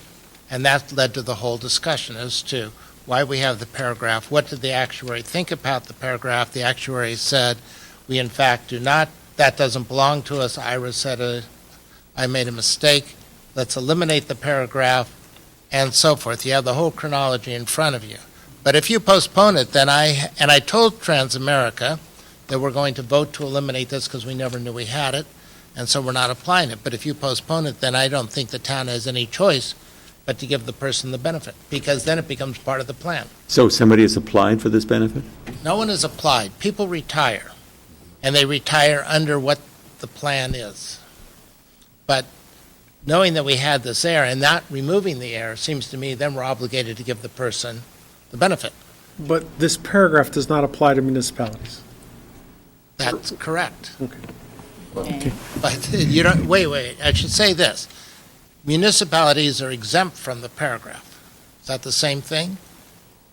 Where you have a municipality that was exempt, and then for whatever reason, be it deliberately or not, put that paragraph into the plan, the issue becomes whether or not you didn't have to bestow that benefit, but you've now bestowed the benefit by having it in your plan. I think in different ways, Mr. Simon and I are saying the same thing. If in fact you voted this evening, then there is no one now currently eligible for that plan. Then we are protected from a claim by someone else who is out there who may make a claim between now and the time you meet again in September. I guess it's an exception. I actually had, okay, so let me start my list here. So let's do it. Mr. Brady? Mr. Fox, if we leave this in and somebody does retire and call upon it, has the town constructively granted a benefit that would be more difficult to remove later, say in September? I'm not going to say you constructively granted it, but I'm going to say the individual who is now making that application under an existing program is in a much stronger position than if you voted it out this evening. Thank you. Kieran? No, I think Mr. Brady asked the question, one person applied, but there may be any number that you haven't stated that are already eligible, given this has been in place for a certain period of time? Well, let's be clear. This has been in place since 2002. So this first came in 2002. We only approved the last part of it in 2012. So there are at least 20 people that would this apply to if you say, well, we should leave the plan in, we didn't know that it was an error. But, they've never received, no one has ever received this benefit. Everybody is retired under the existing labor contracts and the existing retirement plan as everybody understood it to be. And it's been argued, you can argue one way or the other, but this was included in, I would say, by error, has never been a benefit we've given, and it's actually never been a benefit we ever knew about. So if they applied without us deleting, they would receive this benefit? If someone today, I would say, and if I have this person that Transamerica is holding, if you decide not to delete the paragraph and keep it in, then effectively you're saying this is part of our plan, and therefore we're going to give the benefit. My estimate is that this would cost us, so this one person's 74 years old, she gets $1,000 a month more, so that's $12,000 a year, and so that would be over her expected lifetime, $100,000. I think for each person that this would apply to, it could easily be $100,000 or more per person. Oh, Mr. Goldrick? So if this one provision has been there for about a year, and there were 20 people or so who retired over that period of time, to whom... No, there have been 20 people since 2002. 2002. Okay, but there could be others before we realized this in June of 2013 to whom it could have pertained. And they could come back and say, well, you say it's a mistake, but you passed it. It's in the retirement plan here. They could. So they could come back and say, you call it a mistake, we call it in the books, and it's been there. And I think this was Captain Kordick's view, was that if you want to take it out now, then you have to go through some process. You can't simply take it out and then say, whoops, or nobody gets it if they're entitled to a significant amount of money. We could be legally liable for that, right? We cannot stop someone from making a claim. We are of the opinion that if we take it out now, the likelihood of success is remote. Real quick, everybody. I mean, there's two issues. There's something that should come out because it doesn't necessarily apply to municipalities, and whatever the exposure has been, will been, it's not going to change. I mean, that's, the 20 people still have a discussion they could make if they so chose. But from our point of view, it's, the item before us is removing the paragraph. I mean, your point's well taken. I'm just, My point is, do we want to leave the paragraph in or not? Mr. Pellegrino? Okay, so from my point of view, this paragraph is in there by error. It's not in there because it's been negotiated. It clearly should come out based on what our counsel has told us. That's the prudent course of action. So I'm supporting that we take this out tonight. Okay. Further discussion? I'm sorry, and Mr. Fox, we don't make our exposure any worse. You're saying we reduce the likelihood of any of these claims having success by taking it out tonight, and we're not going to make our case any worse if any other of these folks, 19 others, come after us saying, you took away a benefit that's gone now that I was entitled to. Correct. Okay, thank you. Okay, with that said, I'm going to call this the amendment to the retirement plan 2013-14. Okay, all those in favor of removing that paragraph signify by saying aye. Aye. Opposed? Abstaining? 11-0-0. Wow, that was sort of a challenge. Okay, item number 8, Mr. Minnelli, I am really sorry that we're running this late. Mr. Minnelli, that's just too much. That's too much. Hold on one second. Mr. Johnson, did you know he was bringing that? Good night. No. That's just his claim under the retirement plan. That's my claim. Let me just start by saying that Mr. Minnelli has requested a central fire upstate. We're about to move into the thing. But I have to tell you, that's the cleanest removing of a building. Everybody's saying it. I mean, it is just amazing. You're up. Okay. Good evening, everybody. I know that normally Mark Johnson gives you the update of the construction project, but we're at a point in time where I thought it would be best that I come in discussing this with the Comptroller's office. I know that you're waiting for the competitive bids for me to come before you for the subject to release, but I just wanted to give you a quick update of what's going on. The old fire station demolition status, the contractor has to remove the final debris that's piled up over there, and he has to perform an additional abatement of some piping that's below grade. We expect that to be finished this week with the removal next week.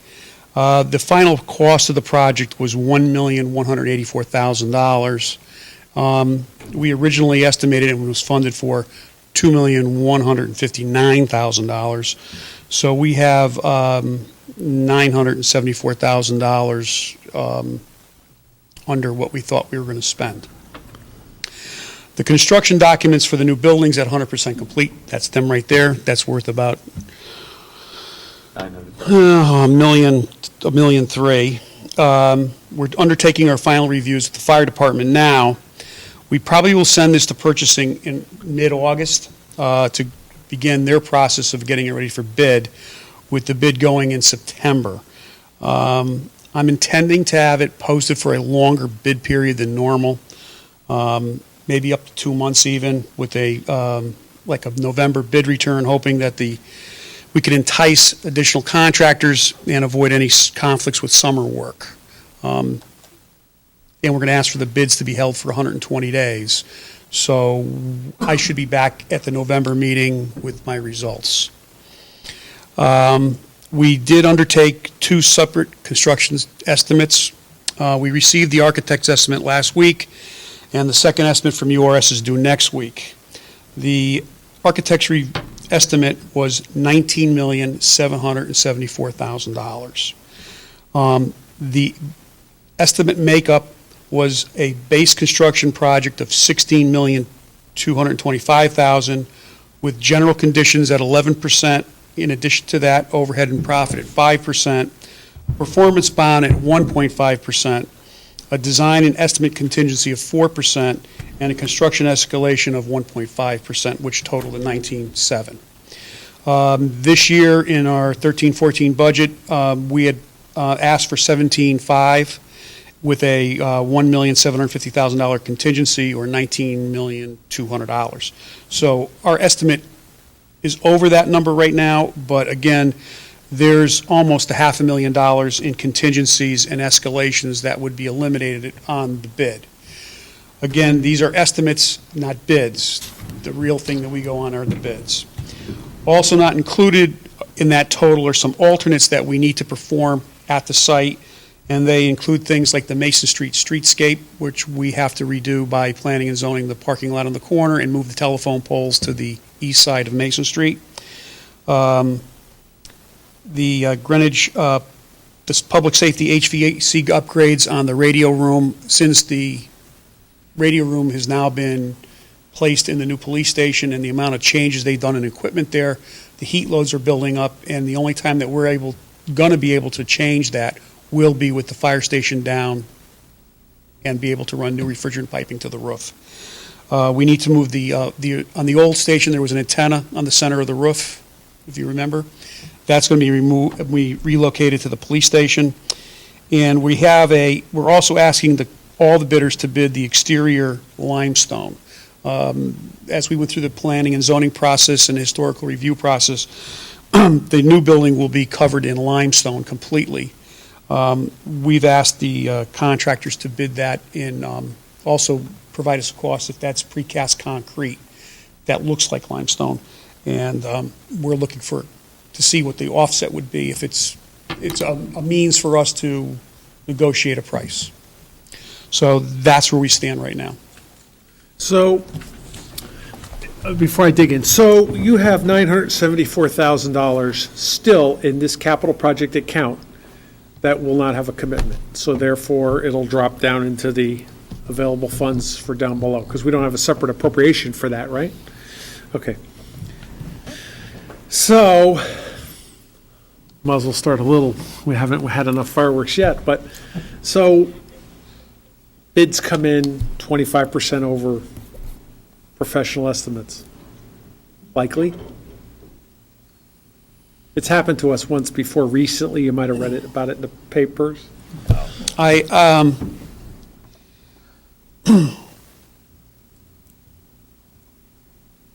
don't think it'll be 25% over, no. Not likely. Okay.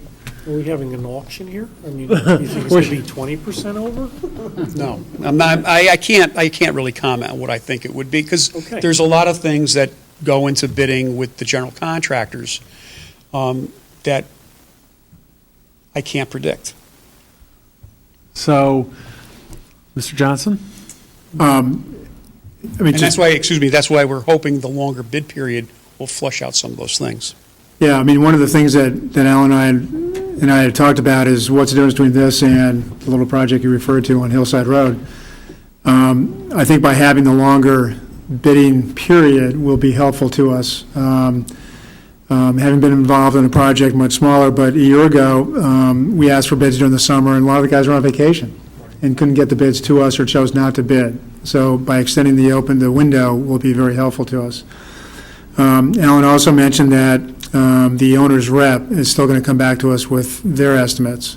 So we have the architect, the owner's rep will come to us, they'll give us their best guess, but then in reality is when you get to the bidding process where you find out what's going on. Hopefully this process will encourage other bidders to come in, other contractors, because of the nature of the project. And soil problems at Greenwich High School probably scared a lot of people away. This is so far a pretty clean site, so hopefully there'll be more bidders coming in, so. So we wouldn't expect to see you again. We wouldn't be any subject to release. We're Thanksgiving at your timeframe for us. Yeah, I'm shooting for the November Budget Committee hearing. Okay, there you go. Okay, super. Thank you, Alan. Good report. Ms. Tarkington? Alan, so you'd expect this project to begin around the 1st of March or end of March, 1st of April? I mean, this is an unusually long time, so just kind of give us your thoughts in terms of your time frame and how you expect this to proceed. Well, we were originally gunning to have this go out right around July 1st, but again, after thinking about the process and the bidding process, I wanted to give as many general contractors the chance to bid and to really think about their bids. This is not a complicated project.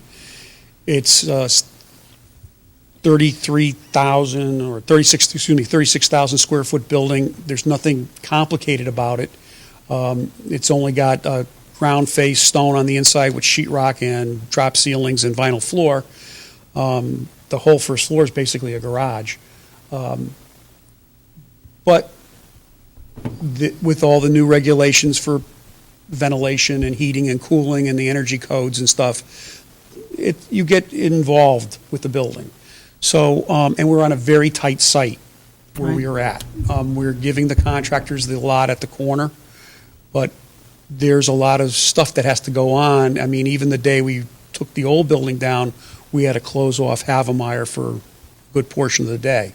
So we just wanted to give them time. The documents are about as complete as they can get. I mean, there's over 300 drawings for this building, so we're hoping that the detail, the amount of detail the architects have gone into, the several reviews I've had with both the fire department and the architects will result in a good bid.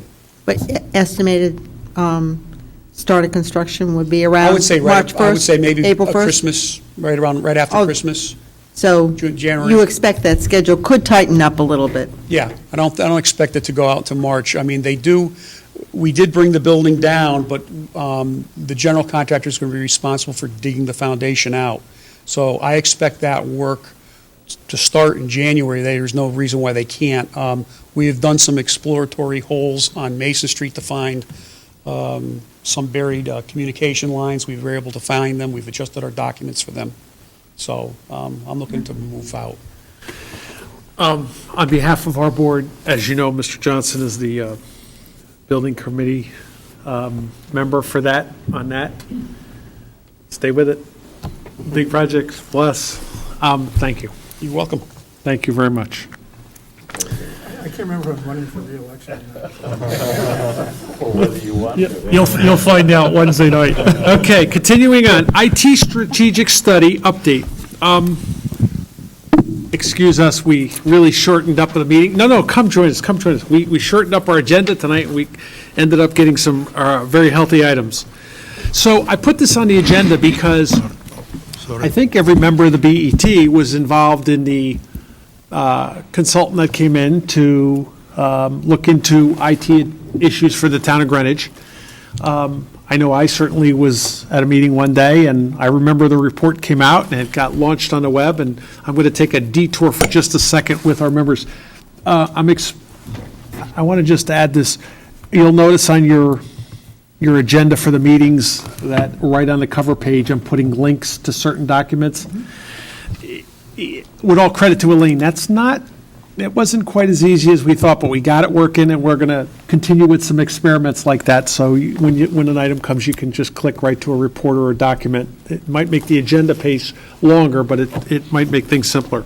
But with that said, the study came back, we got it posted on the web, and that's what happened. I really haven't heard of where we're going with that study, if there's a phase 3. I know Mr. Brady has been the lead from this board on this. So tell us where we are, what's next? Let me tell you what I know about this study. As you know, this study began in September last year and was completed in April this year. So the final presentation was delivered on April 16. Report itself was delivered April 16. And the final presentation by consultant company Barry Dunn happened on May 3rd. So it just happened recently. So now we have to digest what's in this report and start implementing different things. And some recommendations from this report require an additional funding, and some of them not. And whatever require an additional funding, we're going to see budgetary requests this fall. And one of the most non-funded recommendations that this committee did, they suggested to create 2 working groups, one for the town only and another for the interagencies like town, Board of Education, and libraries. So we can coordinate all those activities in the information technology area. And this is what we're doing right now, composing those boards, working groups, and coming up with the charter. This is another recommendation from this consulting company to develop a charter for those groups, so those groups knows what they're up to and what their boundaries are, what they can do, what they can't do. So it takes some time, and I hope by the fall we will have this board in place, working group in place, and can proceed. Well, one of the things that I think is critical is we're sitting here, it's July, and, right after the summer's over, you're going to really start building up your budget, and, if there's items that need to be included, whether capital or operating, the timing is perfect for that to happen. Yes. We have some recommendations right in the report, what to do in year 1, what to do in year 2, in year 3, and we can just use it as the guidelines. Submit a budgetary request. So timing is perfect, you are correct. Yes. Right, it's important. Mr. Brady, did you want to, on behalf of our board? Thank you, Mr. Torn. A couple of questions. You started on what it is you've begun to do since April. What is the leadership in the town for this? Is it you who are in charge, or is it? Well, it's split between myself and the town administrator. So we're sharing those responsibilities between us. Let's say he is putting together this working group for the interagencies, and I am working on the working group for the town hall only. And you expect to have the charter for these groups sometime in early fall? I would say early fall, yes. There are a number of projects which are underway, the human capital resources, the tax collector project. I guess Dustin's got the 311 system and whatever. One of the things that came up in our audit committee meeting last week, and or actually came out of the work that the internal auditors were doing with the fire marshal, were two areas in the fire marshal's office. And without going into what they are, and not my point, but how are you going to work? How do they get on the table? How do you see that happening? Is they're within the town side? Well, usually the way how it's happened, if the department has some request for new application or new services from IT, they come to me and explain what they're looking for. And based on what kind of request it is, we're taking some actions. It might be just simple as some configuration changes, or maybe as complicated as $1 million request for the BET. So it depends what it is. So I haven't heard anything from Fire Marshal Office. I can't comment on this one. I don't know. So they should, at this point, without the working groups in place, they can just go straight to me like it used to be for the last 13 years. Ask for the service.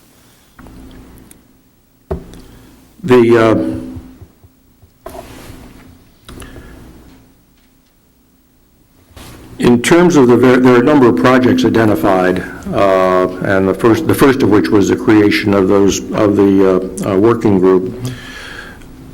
Among the other projects, have you identified who's going to be the project leaders for them and what the timeframes for implementation is, the other first-year projects? You're referring to the table 4.1, yeah. Right? Well, IT working group, I already addressed it. Document management action plan, I believe Mr. Crary is working on it because we discussed it. Mr. Who is? Crary. Crary. Yes, I believe, because we had this discussion a while ago. Help desk model and staffing. Well, I am planning to repeat my request for additional position for help desk, which is application support position. And municipal area network and internet analysis.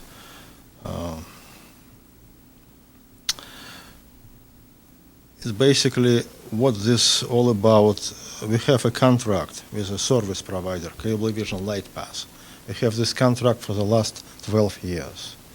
And it was significantly improved since we got it in 2001, but it sounds like logical to look around and see what's available nowadays, because when in 2001 we put an RFP out asking for this kind of services, Cablevision LightPass was the only company who bid on the project. It's not the case now. I know it. I know that some companies are willing to provide the services, so it probably makes sense to put RFP out and see what kind of result we are going to get. When will that go out? Oh, When you- we're not ready yet.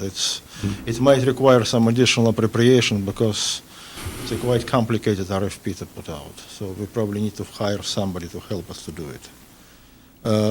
IT disaster recovery plan update, it's clear cut. We did it in 2005 or 6. We did some manual updates, but it's actually out of date, so we need just put RFP out and find the proper provider for this. Website content management. To tell the truth, I'm a little bit puzzled by this kind of recommendation because in my mind we have everything in place. We have a new website, we have a very advanced website management tool. We train all town employees who are willing to do their own part, and we provide the services to those departments that are not willing to do their own web pages update. So I'm not sure what exactly this particular line item is all about, but maybe when we have IT working group, they will help us to define what it is. Meeting room schedule software. Well, I think we have a solution, at least based on the conversations that I had with John Sullivan, who is in charge of this room scheduling. We try to use our existing scheduling software, which comes with our email system, and they tested it for a while, and the answer I got from John Sullivan, it's working, and they're very satisfied the way how it works. They asked for some improvements, which we definitely will try to do, but as far as the base foundation for this kind of recommendation, we already have it. It's in place. Well, this is pretty much covering year one, I think. Year two is far away. What is next? Is that going to be the working group Yeah, readjusting I the think priorities? on organizational level, yes, working groups, which probably will provide some better way of communication between town departments and IT. Can I make a suggestion? Peter, this has got to be a September item for us. John's going to have to, we're going to have this kind of moving along, because whether it's software or anything, we need hardware, software for the budget, that's one thing, but this is really one of the things where I'm going to speak on behalf of the BET, and I hope I don't lose my head. The BET has been very consistent that IT help us find efficiencies, deliver a better product. I think we've been fairly consistent on that. This is going to have to be something, John's on vacation, right? Yes. Yeah. I think when John gets back, maybe schedule an appointment with maybe myself, maybe you, and maybe we'll get Mr. Brady there, because we're really, I'm just thinking a little bit about guidelines, and I'm thinking a little bit about going into the fall. This is really, I think there's several things that we have going on this. At the same time, we have the Board of Ed launching their digital learning, which is a IT program, among other things. So I think that's what we're going to have to do. We need to really start moving on IT. IT hasn't been, for this board, I'll just say this. When I read that report, I didn't see the customers happy, per se. I know from our board, when we launched into the technological world to avoid, paper stacks, it wasn't exactly smooth. I don't even think we're fully there yet. I think Roland and Peter are on a different server than we're on, and I think there's still some challenges there. We got to really start moving to make this our number one priority. It's just my opinion. I'm sure the first selectman might have a thought or two on this too, and I'll be reaching out to him. But I think this is something we need to capitalize on. This was an important study. We were all involved in this one. So, but I thank you, and again, I think as soon as John gets back, we ought to seriously figure out what the next steps are going to be. Mr. Chairman? Mr. Norton? It seems to me there's something missing here. The report has 27 strategic issues identified, and I think there should be some recognition and response to each one of these 27 issues. And I think that that's one of the things that we should be seeking as a board. Yeah, that's what I think our September clear agreement should be. But I think there should be a specific response to each one of these 27 items. Ms. Kiernan, and I'll get to you, Mr. Goldrick, next. I'm just going to add to what Mr. Norton has just said. Boris, on page 71, there is provided project assessment indicators. Are you and those involved contemplating reports with these indicators given to us periodically? Yeah, sure, we can do it. Will. I just want to remind you, just a little bit more than a month, we have this report delivered. We don't have enough time to fully digest it. So it's lots of work needs to be done. Okay. Mr. Goldrick?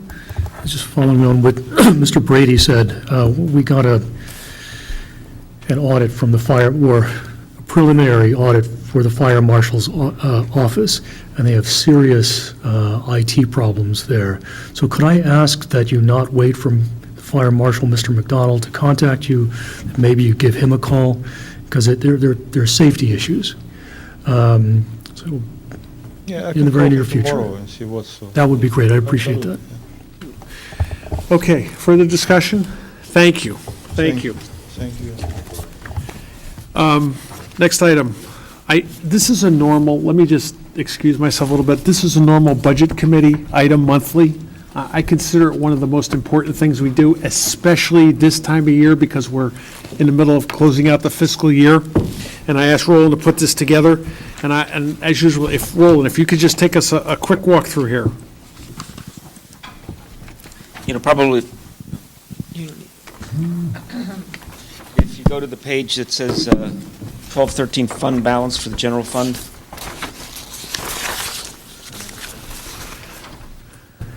you'll see that there's a revenue and expense differences compared to budget.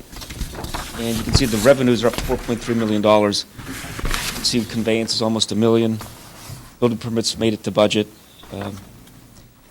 Prior year taxes, over $400,000, and you can just see the differences in the budget here. But we came up to 4.3 above budget, which in effect goes to fund balance. On the expenditure side, we ended up $8.7 million favorable to budget. So in total, we picked up $13 million. Okay, so can you, I've heard when we were out visiting the districts during the budget process, can you go to the chart that says Town of Greenwich Summary of Fund Balances? Yep. I'm not going to give Joe Pellegrino credit for him and you inventing this chart. I'm just going to use it right now. Take me through this chart. Go slow, because one of the things that I ran into, and I'm sharing this with everybody because we are a board, people in the RTM came back with different numbers about what fund balance was and where, and it made it more of a conversation explaining that than where we are. So it says fund balance as of June 30th, 2012. So that's last year, was 32 total. If you took 24 in the general fund, 5 in capital non-recurring, 2.7 in risk, that means we started July 1 last year. We ended We ended. June 30th with 32.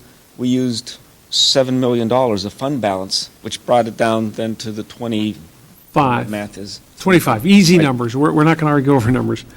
Okay, so then you had revenues and expenses, and you came out favorable by 2.6? Is that the next Yes, line? right.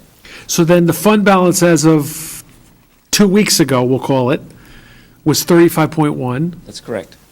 Then from that 35.1, you took 8 million of it and put it into the tax computation. Yes. So that would have brought you down 35 minus 8. Right. And Then you took 3.5 and you put it in Risk and capital non-recurring. Okay, so that's money we earmarked for So specifics? After accounting for the use of fund balance and the mill rate, we ended up with $30,565,000, and that's compared to $28,900,000 that we had last year. Okay, hold on a minute. Roland, are these cash balances or gap balances? These are budgetary. So they're budgetary, okay. Okay, so then, what you're saying is, right now, well, 2 weeks ago, we had unrestricted cash of $30,500,000. Last year, at that same time, a year earlier, was 28.9. Now, are there any other differences this year? Because didn't we use cash after Hurricane Sandy, so? You can see that in the capital non-recurring, in the expense side. We appropriated millions of dollars out of capital non-recurring. When we were talking about where we thought we'd be at the end of the year, during the year, we always assumed we'd be getting X amount of dollars back from insurance and FEMA, which we really didn't receive that much money, but we're going to get.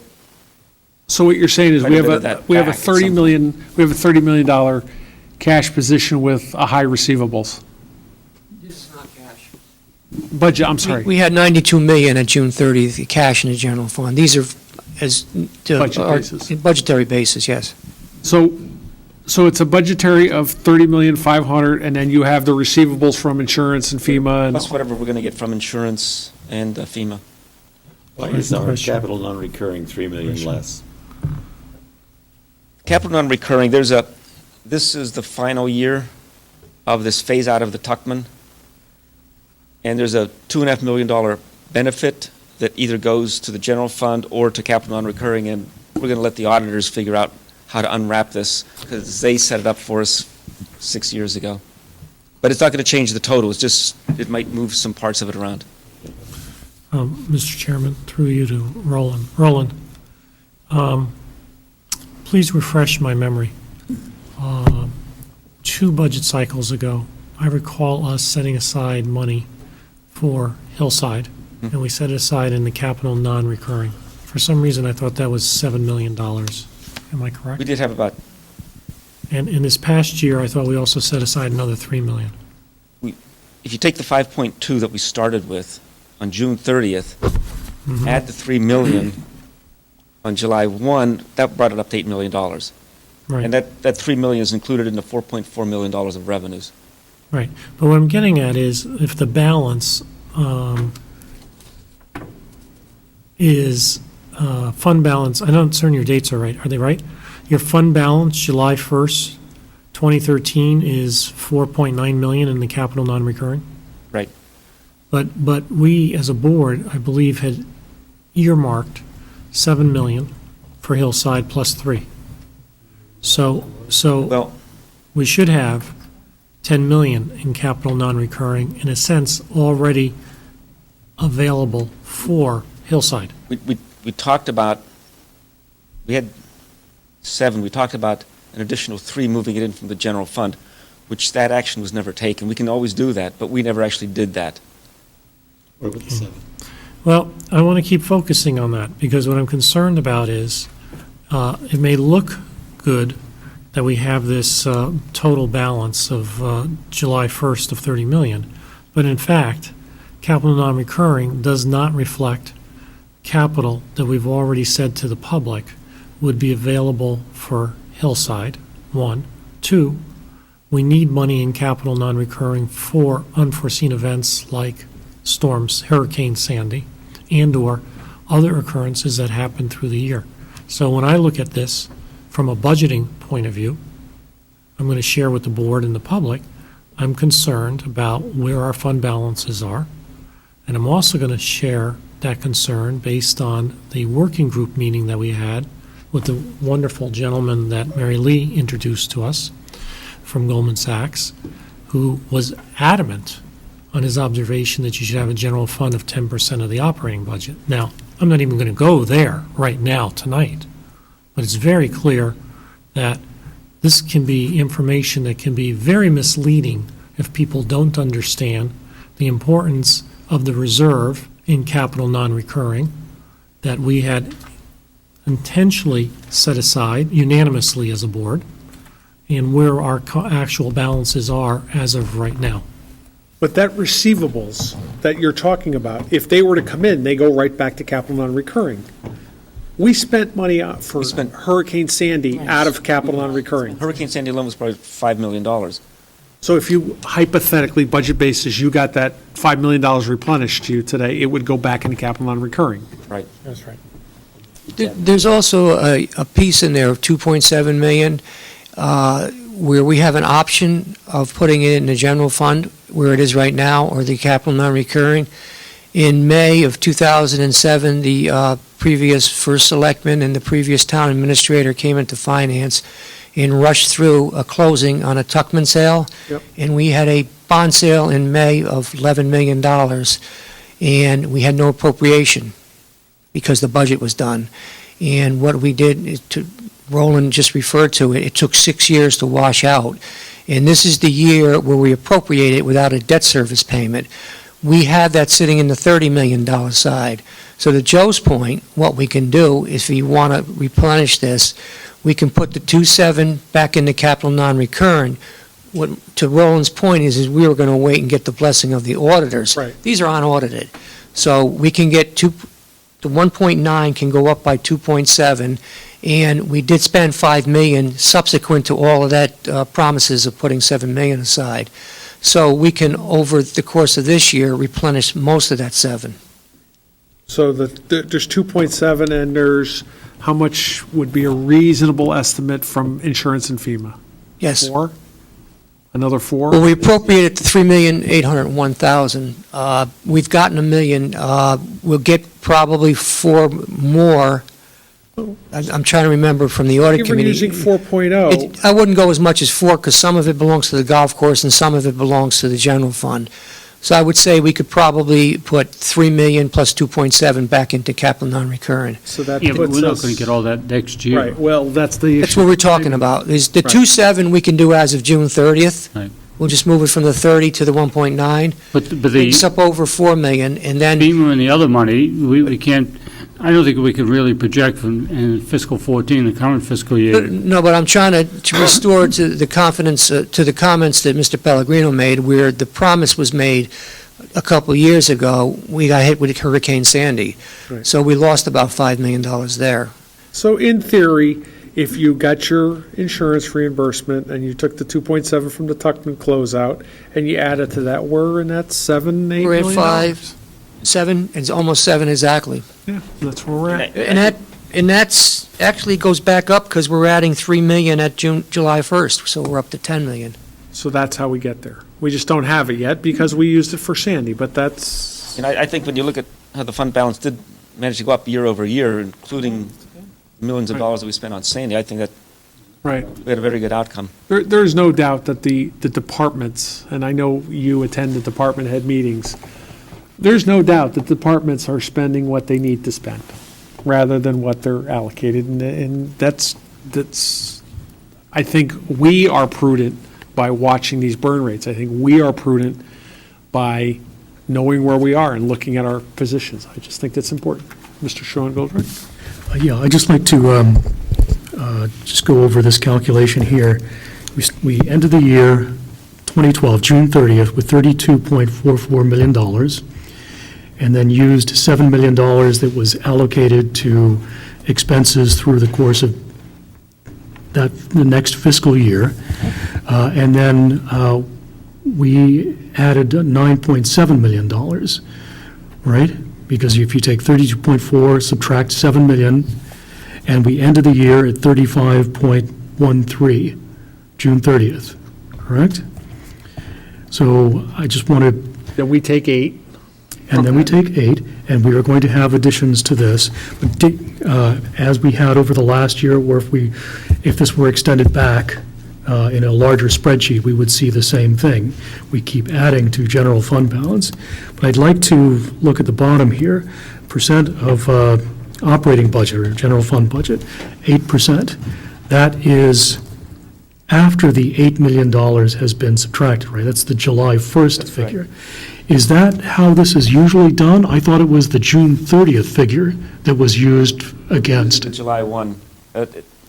Are we using that, or would the rating agencies be using June 30th? Rating agency is probably going to be looking at probably June 30th, right, Pete?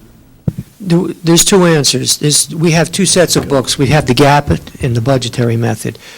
Under the budgetary method, they'll look at the numbers of June 30, 2013, $30,625,000 in the general fund. Under the gap method, they subtract the next year's use of fund balance. So they'll see a higher number minus the $8,065,000. So they'll look at how much is assigned and unassigned. So But we do, internally, we've always traditionally, the BET, used the budgetary method. We'll use the beginning number of 24,509 as far as the fund balance.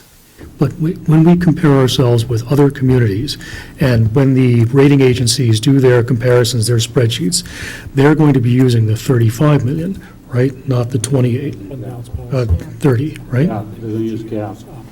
Which one would they be using? They use gap. The credit rating agencies use gap, but you got to remember, they change. 35? They'll look at, they usually use it, the general fund as a percentage of the budget. What we've done is, we're unique in that when we go to the credit reviews, we tell them two things. The other towns traditionally appropriate supplemental appropriations out of the general fund. For example, Hamilton Avenue School needs another $1 million. We appropriate out of the capital non-recurring fund, not the general fund. Other towns, when they settle litigation, settle it out of the general fund. We do it out of the risk fund. So if you remember, in the debt policy, you have the fund balance policy alongside of it. When we go to the credit rating agencies, we use all three funds because the capital non-recurring and the risk fund are the essential funds for supplemental appropriations, notwithstanding snowstorms, where you get your snow replenishment. So just for the record, but the 8% is our internal figure, but when we get a report from Moody's or S&P, what percentage will they show for us for the general fund balance? They're going to use the gap basis, but 2 years ago, they changed the rules where every town if a lot of towns don't use fund balance, we use the fund balance, which we don't traditionally spend, and if you looked at it 2 years ago, they did not take the next year's use of fund balance and back it out of the June 30th numbers. So again, the credit rating agencies look at the June 30th number minus the July 1st reduction of use of fund balance. So we should see 8% for that. I don't know, what's the 8%, Roland? Is that? The 8% is after After the $8 million. the use of fund balance, and after we put money back into the risk fund and into the capital non-recurring fund. The 8%, and that's kind of BET numbers. We kind of felt that if we're losing fund balance because of what we're doing next year with the use of fund balance with mill rate, we should take credit for taxing in the upcoming year to increase capital non-recurring and the risk fund. I mean, it's just something that we look at here. Right. All right. Again, I go back to, I'm sorry. Technical question. When we get the reimbursements, either from FEMA and/or insurance, are we obligated to put the reimbursements back into capital non-recurring, or can they go into the general fund? I don't think we're obligated. We're not obligated, but it's your policy that we restore the capital. Restored, the dollars that come out get restored with the We restore it where you insurance spend it and the out FEMA of, claim. yes.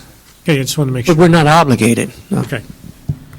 Again, first of all, thank you. I think this is just something, this is the first time we've ever done this particular exercise. I mean, I know the Budget Committee does it monthly. So this gives you kind of an idea of where the numbers are going to end up for, as we start, talking about guidelines and what have you. This gives you a very clear position, so we'll be moving on those. Okay. BET regular minutes for June 17th. I move they be approved. I have a motion that they be moved, seconded by Ms. Tarkington. Discussion. All those in favor? Aye. Opposed? Abstaining. Abstention. Oh, I'm sorry. I'm sorry, 10-01, there's one in every crowd tonight. Oh, sorry. Okay. Chairman's report, Mr. Norton. Mr. Chairman, I'd just like to express thanks to all members of this board for all the concern and appreciation they had for the personal situation I had. For those who are not aware, that on June 20th, my wife had a aorta separation of aorta. She's still in a nursing home, spent 21 days at Westchester Medical Center, and she was removed to a nursing home on Friday of last week. Wow. She also had a stroke immediately post-surgery. It was an 8-hour open heart operation on the 21st of June. Mr. Thank you Norton. very much for... No, thank you very much. We're all with you. Thank you. Ms. Kiernan? I'll just mention, I've been attending the Benefit Strategy Group monthly meetings and got an update from Roland today that the healthcare RFP went out. We got 5 responses, and they're all being reviewed right now. Wow. Very good. As you heard, my travels in the last month, obviously, we've been covering a lot of real estate. One of the things that we did do is I met with Tom Byrne, moderator of the RTM, and I met with Mr. Tessie for pension board vacancy, and supported Mr. Simon to return to that board for a 4-year term. With that, August is moving along, getting ready for what we have coming up, obviously, in the fall. September is going to be quite busy, I believe. We would need to get guidelines out a little earlier this year. One of the reasons I'm focusing on the cash is because I'd like to see, guidelines get done a little earlier. We keep moving those into October, and I think the departments would be better suited having those a month earlier if possible. No guarantees, but that's one of my goals going forward. So tonight, I have the right side of the room has been far more conversation. So I'm going to call Mr. Brady tonight. At this late hour, I move we adjourn. I'm going to ask for Mr. Goldrick to just... Second. All those in favor? Aye. Oppose? What a meeting, everyone.